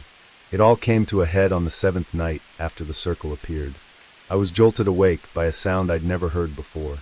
A low, thrumming vibration that seemed to come from everywhere and nowhere at once. I stumbled to the window and felt my heart stop. The crop circle was glowing, pulsing with a soft, blue-white light that seemed to beat in time with the thrumming sound. And there, hovering above it, were the lights I'd seen before. But this time they were descending. I don't remember deciding to go outside. One moment I was at the window. The next I was running across the yard in my pajamas and drawn toward the circle by a force I couldn't resist. Dr. Friedman's warning echoed in my head, but it seemed distant, unimportant. All that mattered was reaching the center of the circle, meeting whatever was coming down from the sky. I was at the edge of the wheat field when a hand grabbed my arm, yanking me back. It was Dr. Friedman, his face pale in the otherworldly light. "Harper, no," he shouted over the thrumming. "If you go in there, we'll lose you." I struggled against his grip, the whispers in my head drowning out everything else. But he held firm, and slowly, painfully, I felt the compulsion begin to fade. We watched, transfixed, as the lights descended into the center of the crop circle. There was a flash so bright it left spots dancing in my vision, and then nothing. The lights were gone, the thrumming stopped. The crop circle lay dark and still. In the days that followed, government agents swarmed my farm. The crop circle was dug up, every grain of soil tested and retested. I was questioned for hours, as were Dr. Friedman and his team. They found nothing. No radiation, no unexplained elements. Nothing to prove that anything out of the ordinary had happened. The official story became that it was an elaborate hoax, despite the lack of any evidence to support that theory. But I know what I saw. I know what I felt. It's been 5 years since that night. I still farm the land, but things are different now. The wheat doesn't grow in that field anymore, no matter what we plant. On quiet nights, I sometimes think I can still hear those whispers on the edge of my mind. And sometimes, when I look up at the stars, I can't shake the feeling that something up there is looking back, watching, waiting. I don't know what would have happened if I'd made it to the center of that circle. I don't know what's coming or when, but I do know this. We are not alone, and the universe is stranger and more terrifying than we can imagine. So if you ever find a strange pattern carved into your fields, or see lights in the sky that move like nothing you've ever seen before, remember my story. And whatever you do, don't answer when they call. Because once you do, there's no going back. The coffee cup was still warm. That's what got me. Not the eerie silence. Not the abandoned cars. Not even the fresh tire tracks leading nowhere. It was that paper cup in the trash, steam still rising from its contents, that made my skin crawl. Someone had been here moments ago, but the rest stop was deserted. As I stood there, the hairs on the back of my neck prickling, I caught movement out of the corner of my eye. There, at the edge of the woods, a figure watched. And in that moment, I knew I'd stumbled into something I shouldn't have seen. Something I might not escape from. My name's Alex, and I've been driving cross-country for a living for the better part of a decade. Long-haul trucking isn't glamorous, but it pays the bills and satisfies my wanderlust. I've seen my share of weird stuff on the road. Inexplicable lights in the sky. Ghost towns that aren't on any map. Even what some might call supernatural occurrences. But nothing, absolutely nothing, prepared me for what I encountered that night at the Pinewood Rest Stop. It was a routine run, St. Louis to Portland, with a trailer full of electronics. I'd been pushing hard, trying to make up time after a delay at my last stop. The night was moonless, the highway a ribbon of black stretching endlessly before me. I'd been fighting sleep for the last hour, my eyes gritty and my mind fuzzy. When I saw the sign for the rest stop, I almost cried with relief. Just a quick break, I told myself. Splash some water on my face, grab a coffee, and I'd be good for another few hours. The rest stop appeared out of the darkness like an island of light. It was one of those older ones, one with a small building, housing, restrooms, and vending machines, and a separate area for trucks to park. As I pulled in, I noticed a few cars in the lot, but no people visible. I parked and stepped out of my rig, stretching muscles cramped from hours of sitting. The air was unnaturally still. No breeze, no sounds of insects or distant traffic, just silence. That should have been my first warning. I made my way to the building, my footsteps echoing loudly on the concrete. The door creaked as I pushed it open, the sound jarring in the quiet. Inside, the fluorescent lights buzzed softly, casting a harsh glare over the empty space. I headed for the men's room, splashing cold water on my face and letting it run down my neck. As I looked up at my reflection, haggard and pale in the mirror, I saw something that made my heart skip a beat. In the mirror, reflected in the partially open door behind me, I caught a glimpse of movement, just a shadow. Really, but distinctly human-shaped. I whirled around, but the doorway was empty. "Hello," I called out, my voice sounding thin and nervous even to my own ears. No response. Shaking it off is a trick of my tired mind. I left the restroom and headed for the vending machines. That's when I noticed the other oddities. A jacket draped over a chair, as if its owner had just stepped away. A smartphone on the table. Screen still lit up. And there, in the trash can by the door, that steaming cup of coffee. My skin prickled with goosebumps. Where was everyone? I stepped back outside, scanning the parking lot. The cars I'd seen earlier were still there, some with doors hanging open. I approached the nearest one, a blue sedan. The keys were in the ignition, the engine ticking as it cooled. "Hey!" I shouted, my voice echoing across the empty lot. "Anyone here?" The silence that answered was deafening.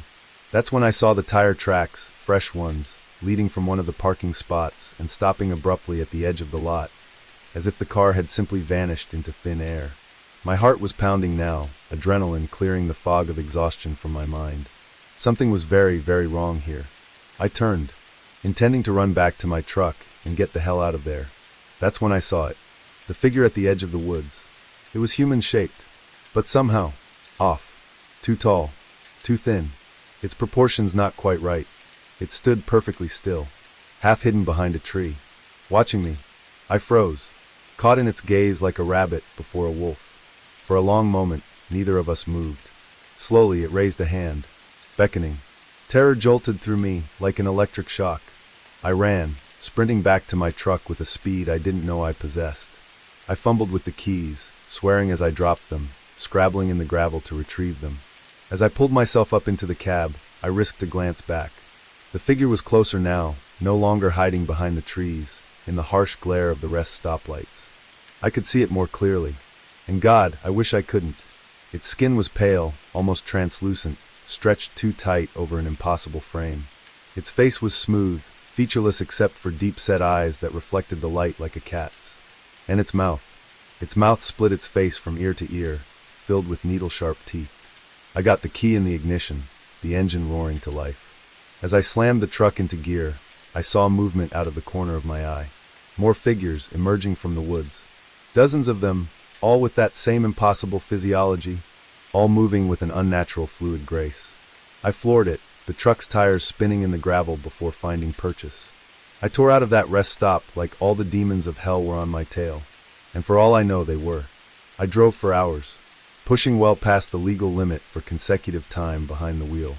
I didn't stop until the sun was high in the sky, and I was 2 states away. Even then, I couldn't shake the feeling of being watched. When I finally worked up the courage to check my mirrors, the highway behind me was empty. No sign of pursuit, no hint of the horror I'd left behind. But the memory of those figures, of that beckoning hand, was burned into my mind. I considered reporting what I'd seen, but who would believe me?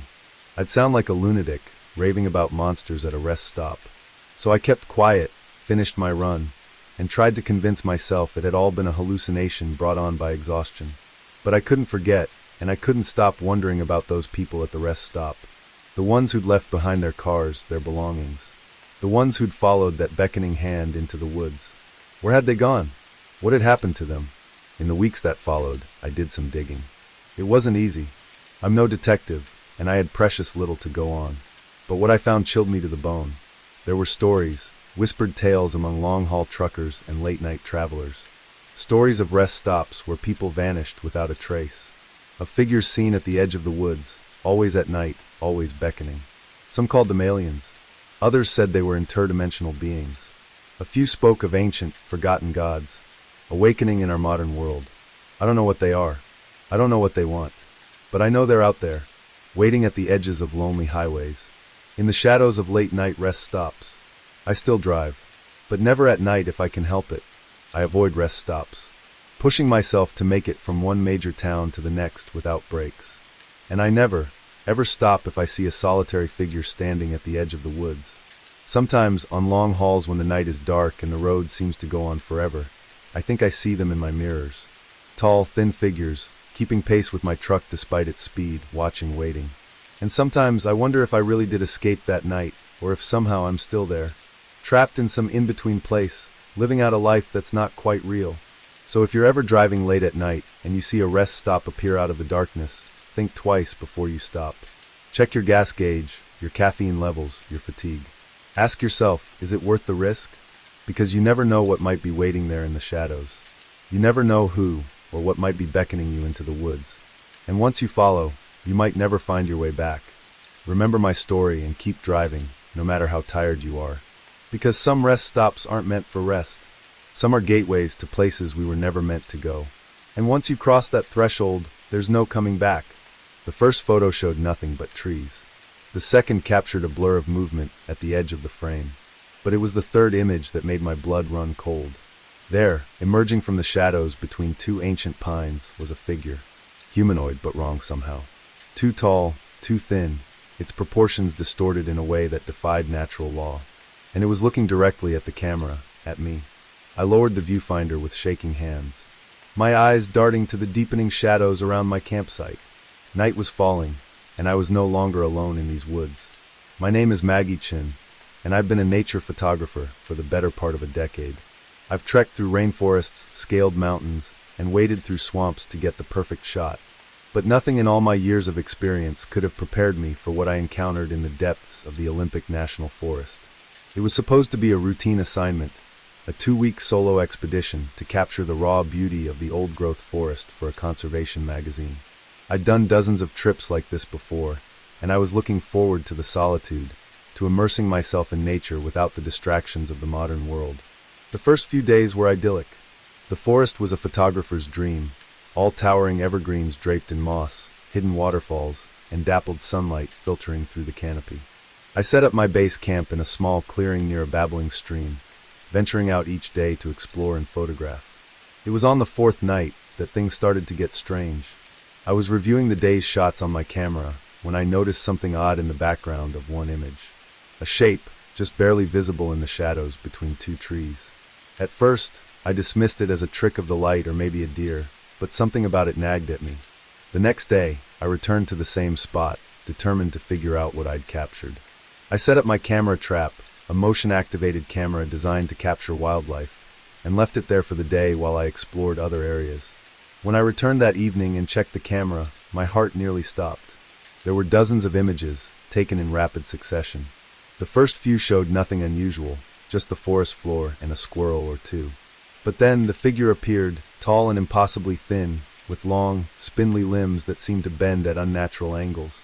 Its skin, where visible, was pale and almost translucent, stretched tight over an inhuman frame. And its face, its face, smooth and featureless, save for two large, dark eyes that reflected the camera's flash like a cat's. I stared at the images, my mind refusing to process what I was seeing. This couldn't be real.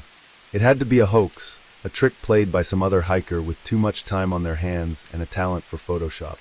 But as I flipped through the sequence of photos, a chill ran down my spine. The figure was moving closer to the camera with each shot. In the final image, it was reaching towards the lens, long fingers blurred with motion. I packed up my gear with shaking hands and practically ran back to my campsite. That night, I barely slept. Starting at every snapping twig and rustle of leaves, I told myself I was being ridiculous, that there had to be a logical explanation. But deep down, I knew what I'd seen was real. The next morning, I woke to find my campsite in disarray. My backpack had been emptied, its contents strewn about, my food cache, hung high in a tree to protect it from bears, had been torn down, the rope snapped as if it were thread. And there, pressed into a patch of soft earth near my tent, was a footprint, long and narrow, with toes that looked more like claws. My camera was lying next to it. With trembling fingers, I turned it on and checked the most recent images. My heart nearly stopped. There were new photos, taken while I slept, Photos of my tent, of me sleeping inside, visible through the mesh window. And in each one, that figure was there, getting closer and closer. I should have left then, packed up and hiked out, assignment be damned. But some combination of curiosity, stubbornness, and plain old stupidity made me stay. I convinced myself that if I could just get clearer photos, just understand what this thing was, it would all make sense. So I stayed, and each night the creature came closer. I set up more camera traps around my campsite, capturing image after image of the being as it circled my tent. I barely slept, spending my nights huddled in my sleeping bag, clutching my hunting knife and jumping at every sound. During the day I'd venture out, following trails of broken branches and those strange footprints. I found places where the undergrowth had been crushed, as if something large had bedded down. Once, I found a tuft of hair caught on a branch, coarse and gray, like no animal fur I'd ever seen. As the days passed, I began to feel like I was losing my mind. The forest, once beautiful and inviting, now seemed menacing. The trees loomed over me, their branches reaching out like grasping fingers. I couldn't shake the feeling of being watched, even in broad daylight. And still I stayed. The need to understand, to document what I was seeing, had become an obsession. It all came to a head on what should have been my last night in the forest. I was planning to hike out in the morning, my assignment completed, and my sanity hanging by a thread. I'd set up my cameras for one final night of observation, hoping against hope for that one clear shot that would prove I wasn't crazy. I must have dozed off despite my fear, because I woke suddenly in the pitch black of my tent. Something had changed. The ever-present sounds of the forest, the rustle of leaves, the chirp of insects had gone silent. And there was something outside my tent. I could hear it softly but unmistakably circling, sniffing. I lay there, paralyzed with terror, as it completed its circuit. Then, to my horror, I saw the zipper of my tent begin to move. Slowly, inch by agonizing inch, the opening of my tent widened. I wanted to scream, to run, to do anything, but my body wouldn't respond. I could only watch, eyes wide in the darkness, as a long, pale hand with too many joints slipped through the opening. The hand paused, as if sensing my fear. Then deliberately it reached toward my camera, which lay next to my sleeping bag. In that moment, survival instinct finally overcame my paralysis. I lunged for the camera, snatching it away from that terrible hand. In the same motion, I kicked out at the tent wall, tearing through the fabric and tumbling out into the night. I ran, blindly, desperately, clutching the camera to my chest. I crashed through underbrush, stumbled over roots, branches whipping at my face. But behind me, I could hear it pursuing, not running, but moving with a terrible swiftness, flowing through the forest like smoke. I don't know how long I ran, or how far. My lungs burned, my legs ached, but terror drove me on. Finally, mercifully, I saw lights ahead. The ranger stationed at the trailhead, a beacon of civilization in the wilderness. I burst out of the tree-line, gasping and sobbing. The startled ranger on duty took one look at my wild eyes and torn clothing and ushered me inside, locking the door behind us. The rest of that night is a blur.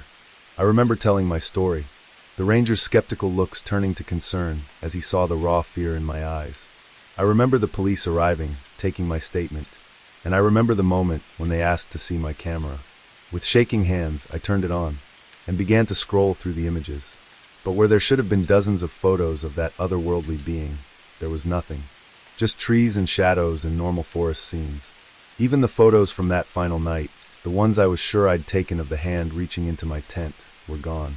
In the harsh fluorescent light of the ranger station, surrounded by the trappings of civilization, my entire experience began to seem like a bad dream. Had I imagined it all? Had 2 weeks of solitude in the deep woods driven me to some kind of breakdown? But then I saw it. In the very last photo on the camera, barely visible in the background, was a figure, tall and thin, half hidden behind a tree. And though the image was blurry, I could swear it was smiling. I've never gone back to those woods. I've never told the full story to anyone but you. My editor got a watered-down version about being spooked by wildlife, and the photos I submitted were carefully curated to show nothing but the natural beauty of the forest. But sometimes, on dark nights when the wind whispers through the trees outside my window, I find myself thinking about what's out there in the deep woods, about the things that lurk just beyond the reach of our cameras and our understanding. And I wonder, with a chill that goes bone deep, if it's still out there, watching, waiting for the next unsuspecting photographer to venture into its domain. So if you're ever in the wilderness, setting up your camera for that perfect shot of untouched nature. Pay attention to the shadows between the trees. And if you see something moving there, something that doesn't quite fit, don't try to photograph it. Just run, and don't look back.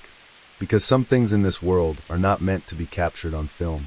And once they notice you noticing them, they never forget. They never stop watching. And sooner or later, they come for you.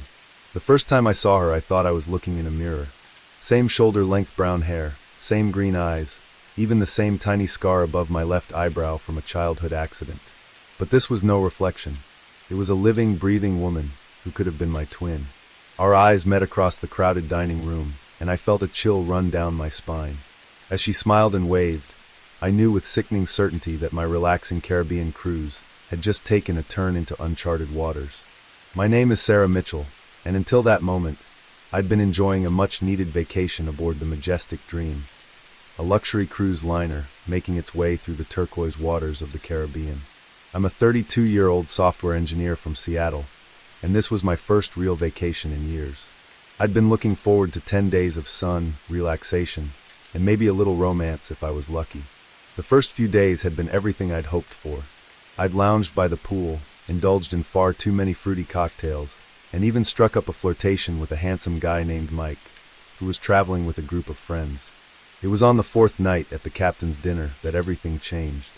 I'd dressed up for the occasion, wearing a new blue dress I'd bought specifically for the cruise. As I made my way into the grand dining room, I caught sight of myself in one of the large decorative mirrors and paused to adjust my hair. That's when I saw her. At first, I thought it was just my reflection from a different angle. But as I turned to look directly at her, I realized with a jolt that she was a separate person, a person who looked exactly like me, down to the smallest detail. Our eyes met, and for a moment, the bustling dining room seemed to fade away. She smiled and waved, as if we were old friends. I felt rooted to the spot, my mind reeling. This couldn't be real. It had to be some kind of elaborate prank or a very vivid hallucination. A waiter bumped into me, breaking the spell. By the time I looked back, she was gone, lost in the sea of passengers making their way to their tables. Throughout dinner, I couldn't focus on the conversation at my table. My eyes kept scanning the room, looking for my doppelganger. I saw her once, sitting at a table across the room. But when I blinked, she was gone again. "Sarah, are you okay?" Mike's voice brought me back to the present. "You look like you've seen a ghost." I forced a laugh. "Sorry, just a bit tired, I guess. Must be all that sun." But as the night wore on, I couldn't shake the feeling of unease that had settled over me. Who was she? And why did she look exactly like me? The next morning, I was determined to find her and get some answers. I spent hours wandering the ship, checking every restaurant, lounge, and deck. But there was no sign of her. It wasn't until late afternoon that I saw her again. I was heading back to my cabin to get ready for dinner when I caught a glimpse of her turning a corner at the end of the hallway. I broke into a run, but when I rounded the corner, the corridor was empty. That night, I couldn't sleep. Every time I closed my eyes, I saw her face, my face, smiling at me across the dining room. Around 2 a.m., I gave up on sleep and decided to take a walk to clear my head. The ship was eerily quiet as I made my way through the deserted corridors. I found myself on one of the upper decks, leaning against the railing and staring out at the moonlit ocean. That's when I heard it, footsteps behind me, soft but distinct. I turned, half expecting to see my double. Instead, it was Mike, looking surprised to see me. "Sarah, what are you doing up so late?" I hesitated, then decided to take a chance. "Mike, this is going to sound crazy, but have you seen anyone on the ship who looks like me? I mean exactly like me?" He frowned, looking confused. "What do you mean?" I told him everything. About seeing my doppelganger at dinner, about chasing her through the ship. As I spoke, I could see the concern growing in his eyes. "Sarah," he said gently when I finished, "I think maybe you should talk to the ship's doctor. Stress can do funny things to a person's mind, and I'm not crazy," I snapped, then immediately felt guilty at the hurt look on his face. "I'm sorry, I know what I saw, Mike, she's real." He nodded, but I could tell he didn't believe me. "Okay, look, why don't we do some investigating tomorrow? If there really is someone who looks that much like you on the ship, other people must have noticed too, right?" I agreed, grateful for his support, even if he thought I was losing my mind. We made plans to meet for breakfast, and I headed back to my cabin, feeling slightly better. That night, I dreamed of mirrors, endless corridors lined with mirrors, each one showing a slightly different version of myself. I woke up gasping, drenched in sweat. The next few days were a blur of paranoia and fruitless searching. Mike and I questioned other passengers, checked passenger lists, even bribed a junior crew member to let us look at security camera footage. But there was no sign of my mysterious double. Other passengers were starting to give me strange looks. I'd overhear whispers as I passed, see people pointing and talking in low voices. More than once, someone approached me, insisting they'd just seen me in a completely different part of the ship. Mike stuck by me, but I could tell his patience was wearing thin. Or maybe it was just someone who looked a lot like you. He suggested one afternoon as we sat by the pool. And now you're just seeing what you expect to see. I wanted to believe him, but deep down, I knew what I'd seen. And I was becoming more and more convinced that something very strange was happening on this ship. It all came to a head on the 8th night of the cruise. I was walking back to my cabin after a late-night movie when I saw her again. She was standing at the end of the corridor watching me. This time I was determined not to let her get away. I ran towards her calling out, "Wait, who are you? Why do you look like me?"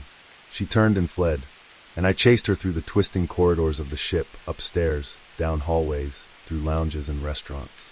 It was like a maze, and more than once I found myself in parts of the ship I'd never seen before. Finally, I cornered her in a dead-end hallway. She stood with her back to me, shoulders heaving as if she'd been running too. "Please," I gasped out of breath. "Just tell me who you are." Slowly, she turned to face me, and as she did, I felt the world tilt sideways. Her face was mine, yes, but it was wrong somehow. The proportions were slightly off, the eyes a little too large, the smile a little too wide. As I watched in horror, her features seemed to ripple and shift like a reflection in disturbed water. "Who am I?" she said, and her voice was a distorted version of my own. "I'm you, Sarah. Or rather, I'm who you could be, who you might become." She took a step towards me, and I stumbled backward, my back hitting the wall. "What? What are you?" Her smile widened impossibly. "I'm a possibility, a potential future, this ship. It exists in a place where realities intersect, where different versions of ourselves can meet." My mind reeled, trying to make sense of her words, but why? Why show yourself to me? She laughed, and the sound sent shivers down my spine. "To give you a choice, of course, you can go back to your life, your safe, predictable existence, or you can embrace the unknown, become something more." As she spoke, I noticed something behind her. The end of the hallway was shifting, shimmering like a heat haze. And beyond it, I caught glimpses of other places, other realities. She held out her hand. "Come with me, Sarah. See what you could become." For a moment, I was tempted. The promise of adventure, of the unknown, pulled at me. But then I thought of my life back home, of my friends and family, of Mike. Probably worried sick about where I'd disappeared to. I shook my head. "No. This is my reality, my life, and I choose it." Her face twisted in anger, becoming less and less human by the second. "You'll regret this," she hissed. And then, before I could react, she lunged at me. I closed my eyes, bracing for impact, but it never came. Instead, I felt a rush of wind, a sensation of falling, and then nothing. When I opened my eyes, I was back in my cabin. Sunlight was streaming through the porthole, and the sounds of passengers enjoying the morning filtered in from the hallway. For a moment, I thought it had all been a dream, but then I noticed something on my bedside table. A small silver pendant, shaped like a key. Something I'd never seen before, but that looked strangely familiar. I picked it up, and as I did, I caught a glimpse of myself in the mirror. For just a second, I could have sworn my reflection smiled at me with a mouth that was a little too wide. The rest of the cruise passed uneventfully. I never saw my doppelganger again, and eventually, I managed to convince myself that stress and too much sun had played tricks on my mind. Mike and I grew closer, and by the time we docked, we were making plans to see each other back in the real world. But sometimes, late at night, I find myself looking at that silver key, and I wonder about roads not taken, about other versions of myself and other realities. And I can't help but think that somewhere out there, on a ship sailing through the spaces between worlds, another Sarah made a very different choice. So if you ever find yourself on a cruise and catch a glimpse of someone who looks just like you, remember my story. And think very carefully about the choices you make, because sometimes our doubles are more than just reflections. Sometimes they're glimpses of who we might become, for better or for worse. The words were whispered with such urgency, such raw fear, that I felt my blood turn to ice. "Whatever you do, don't be here at midnight." The weathered trucker who'd spoken them was already walking away, leaving me frozen in my seat, half-eaten burger growing cold on the plate in front of me. I glanced at my watch, 11:37 p.m. As I looked around the diner, taking in the tense faces and furtive glances of the other patrons, I realized with growing dread that I'd stumbled into something far more sinister than a late-night pit stop. My name's Jack, and until that moment, I'd been on a routine cross-country drive from New York to Los Angeles. I'm a freelance photographer, and I'd taken on a last-minute gig that required me to transport some sensitive equipment that couldn't be trusted to shipping companies. The pay was good, and I figured the road trip would give me a chance to capture some interesting shots along the way. I'd been driving for nearly 18 hours straight, fueled by a gas station coffee and the kind of determination that only comes from a looming deadline. When I saw the neon sign for Mel's Diner, glowing like a beacon in the dark Nevada desert, I decided to pull over. My stomach was growling, and I figured a hot meal and a real cup of coffee would do me good. The diner looked like something straight out of a 1950s postcard, all chrome and red vinyl booths, with a jukebox in the corner playing old rock and ear roll tunes. But as soon as I walked in, I sensed something was off. The place was surprisingly busy for the middle of the night, but the atmosphere was tense, almost electric.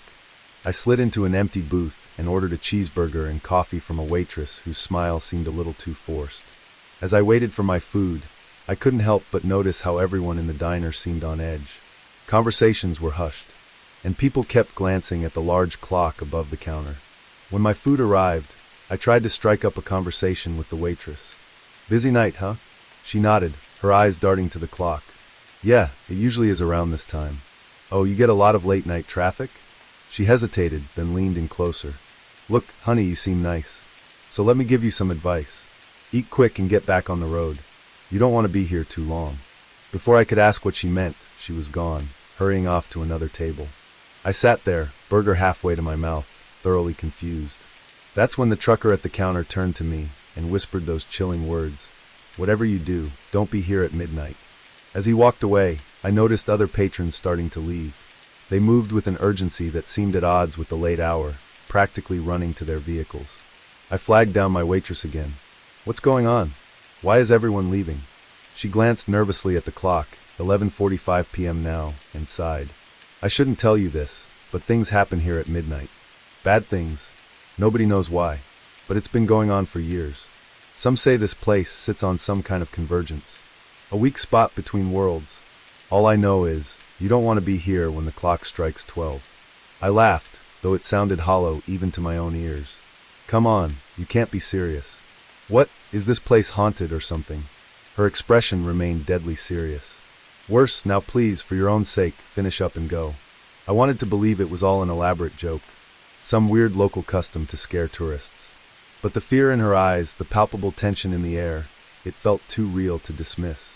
I gulped down my coffee and threw some bills on the table, deciding that whatever was going on, I didn't want to stick around to find out. But as I stood up to leave, I noticed something that made my heart skip a beat. The door to the diner was gone. Where the entrance had been was now just a solid wall, covered in the same tacky wallpaper as the rest of the place. I blinked hard, convinced I must be more tired than I thought.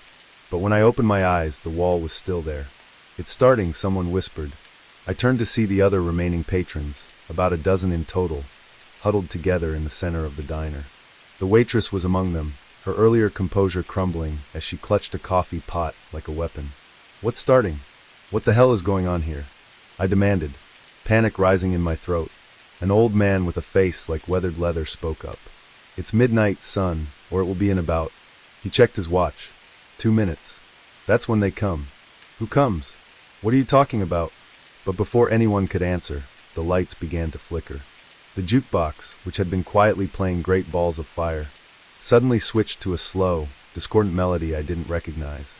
The temperature in the diner seemed to drop several degrees in a matter of seconds. "Circle up," the old man shouted. "Remember, don't look directly at them, and whatever you do, don't let them touch you." The group formed a tight circle, facing outward. Without thinking, I joined them, my back pressing against strangers as we huddled together. The waitress pressed something into my hand, a salt shaker. "Salt and iron?" she muttered. "Only things that slow them down." I wanted to laugh, to tell them all this was insane. But the words died in my throat as I saw something moving outside the windows. Shapes darker than the night itself, flowing like smoke, but with a terrible purpose to their movement. They pressed against the glass, which began to frost over despite the desert heat. And then, as the clock struck midnight, the real horror began. The shapes outside seemed to coalesce, forming vaguely humanoid figures that were somehow more terrifying for their almost recognizable form. They oozed through the cracks around the windows, seeping into the diner like a noxious gas. Someone in our group whimpered. I felt a hand grasp mine and squeeze tight.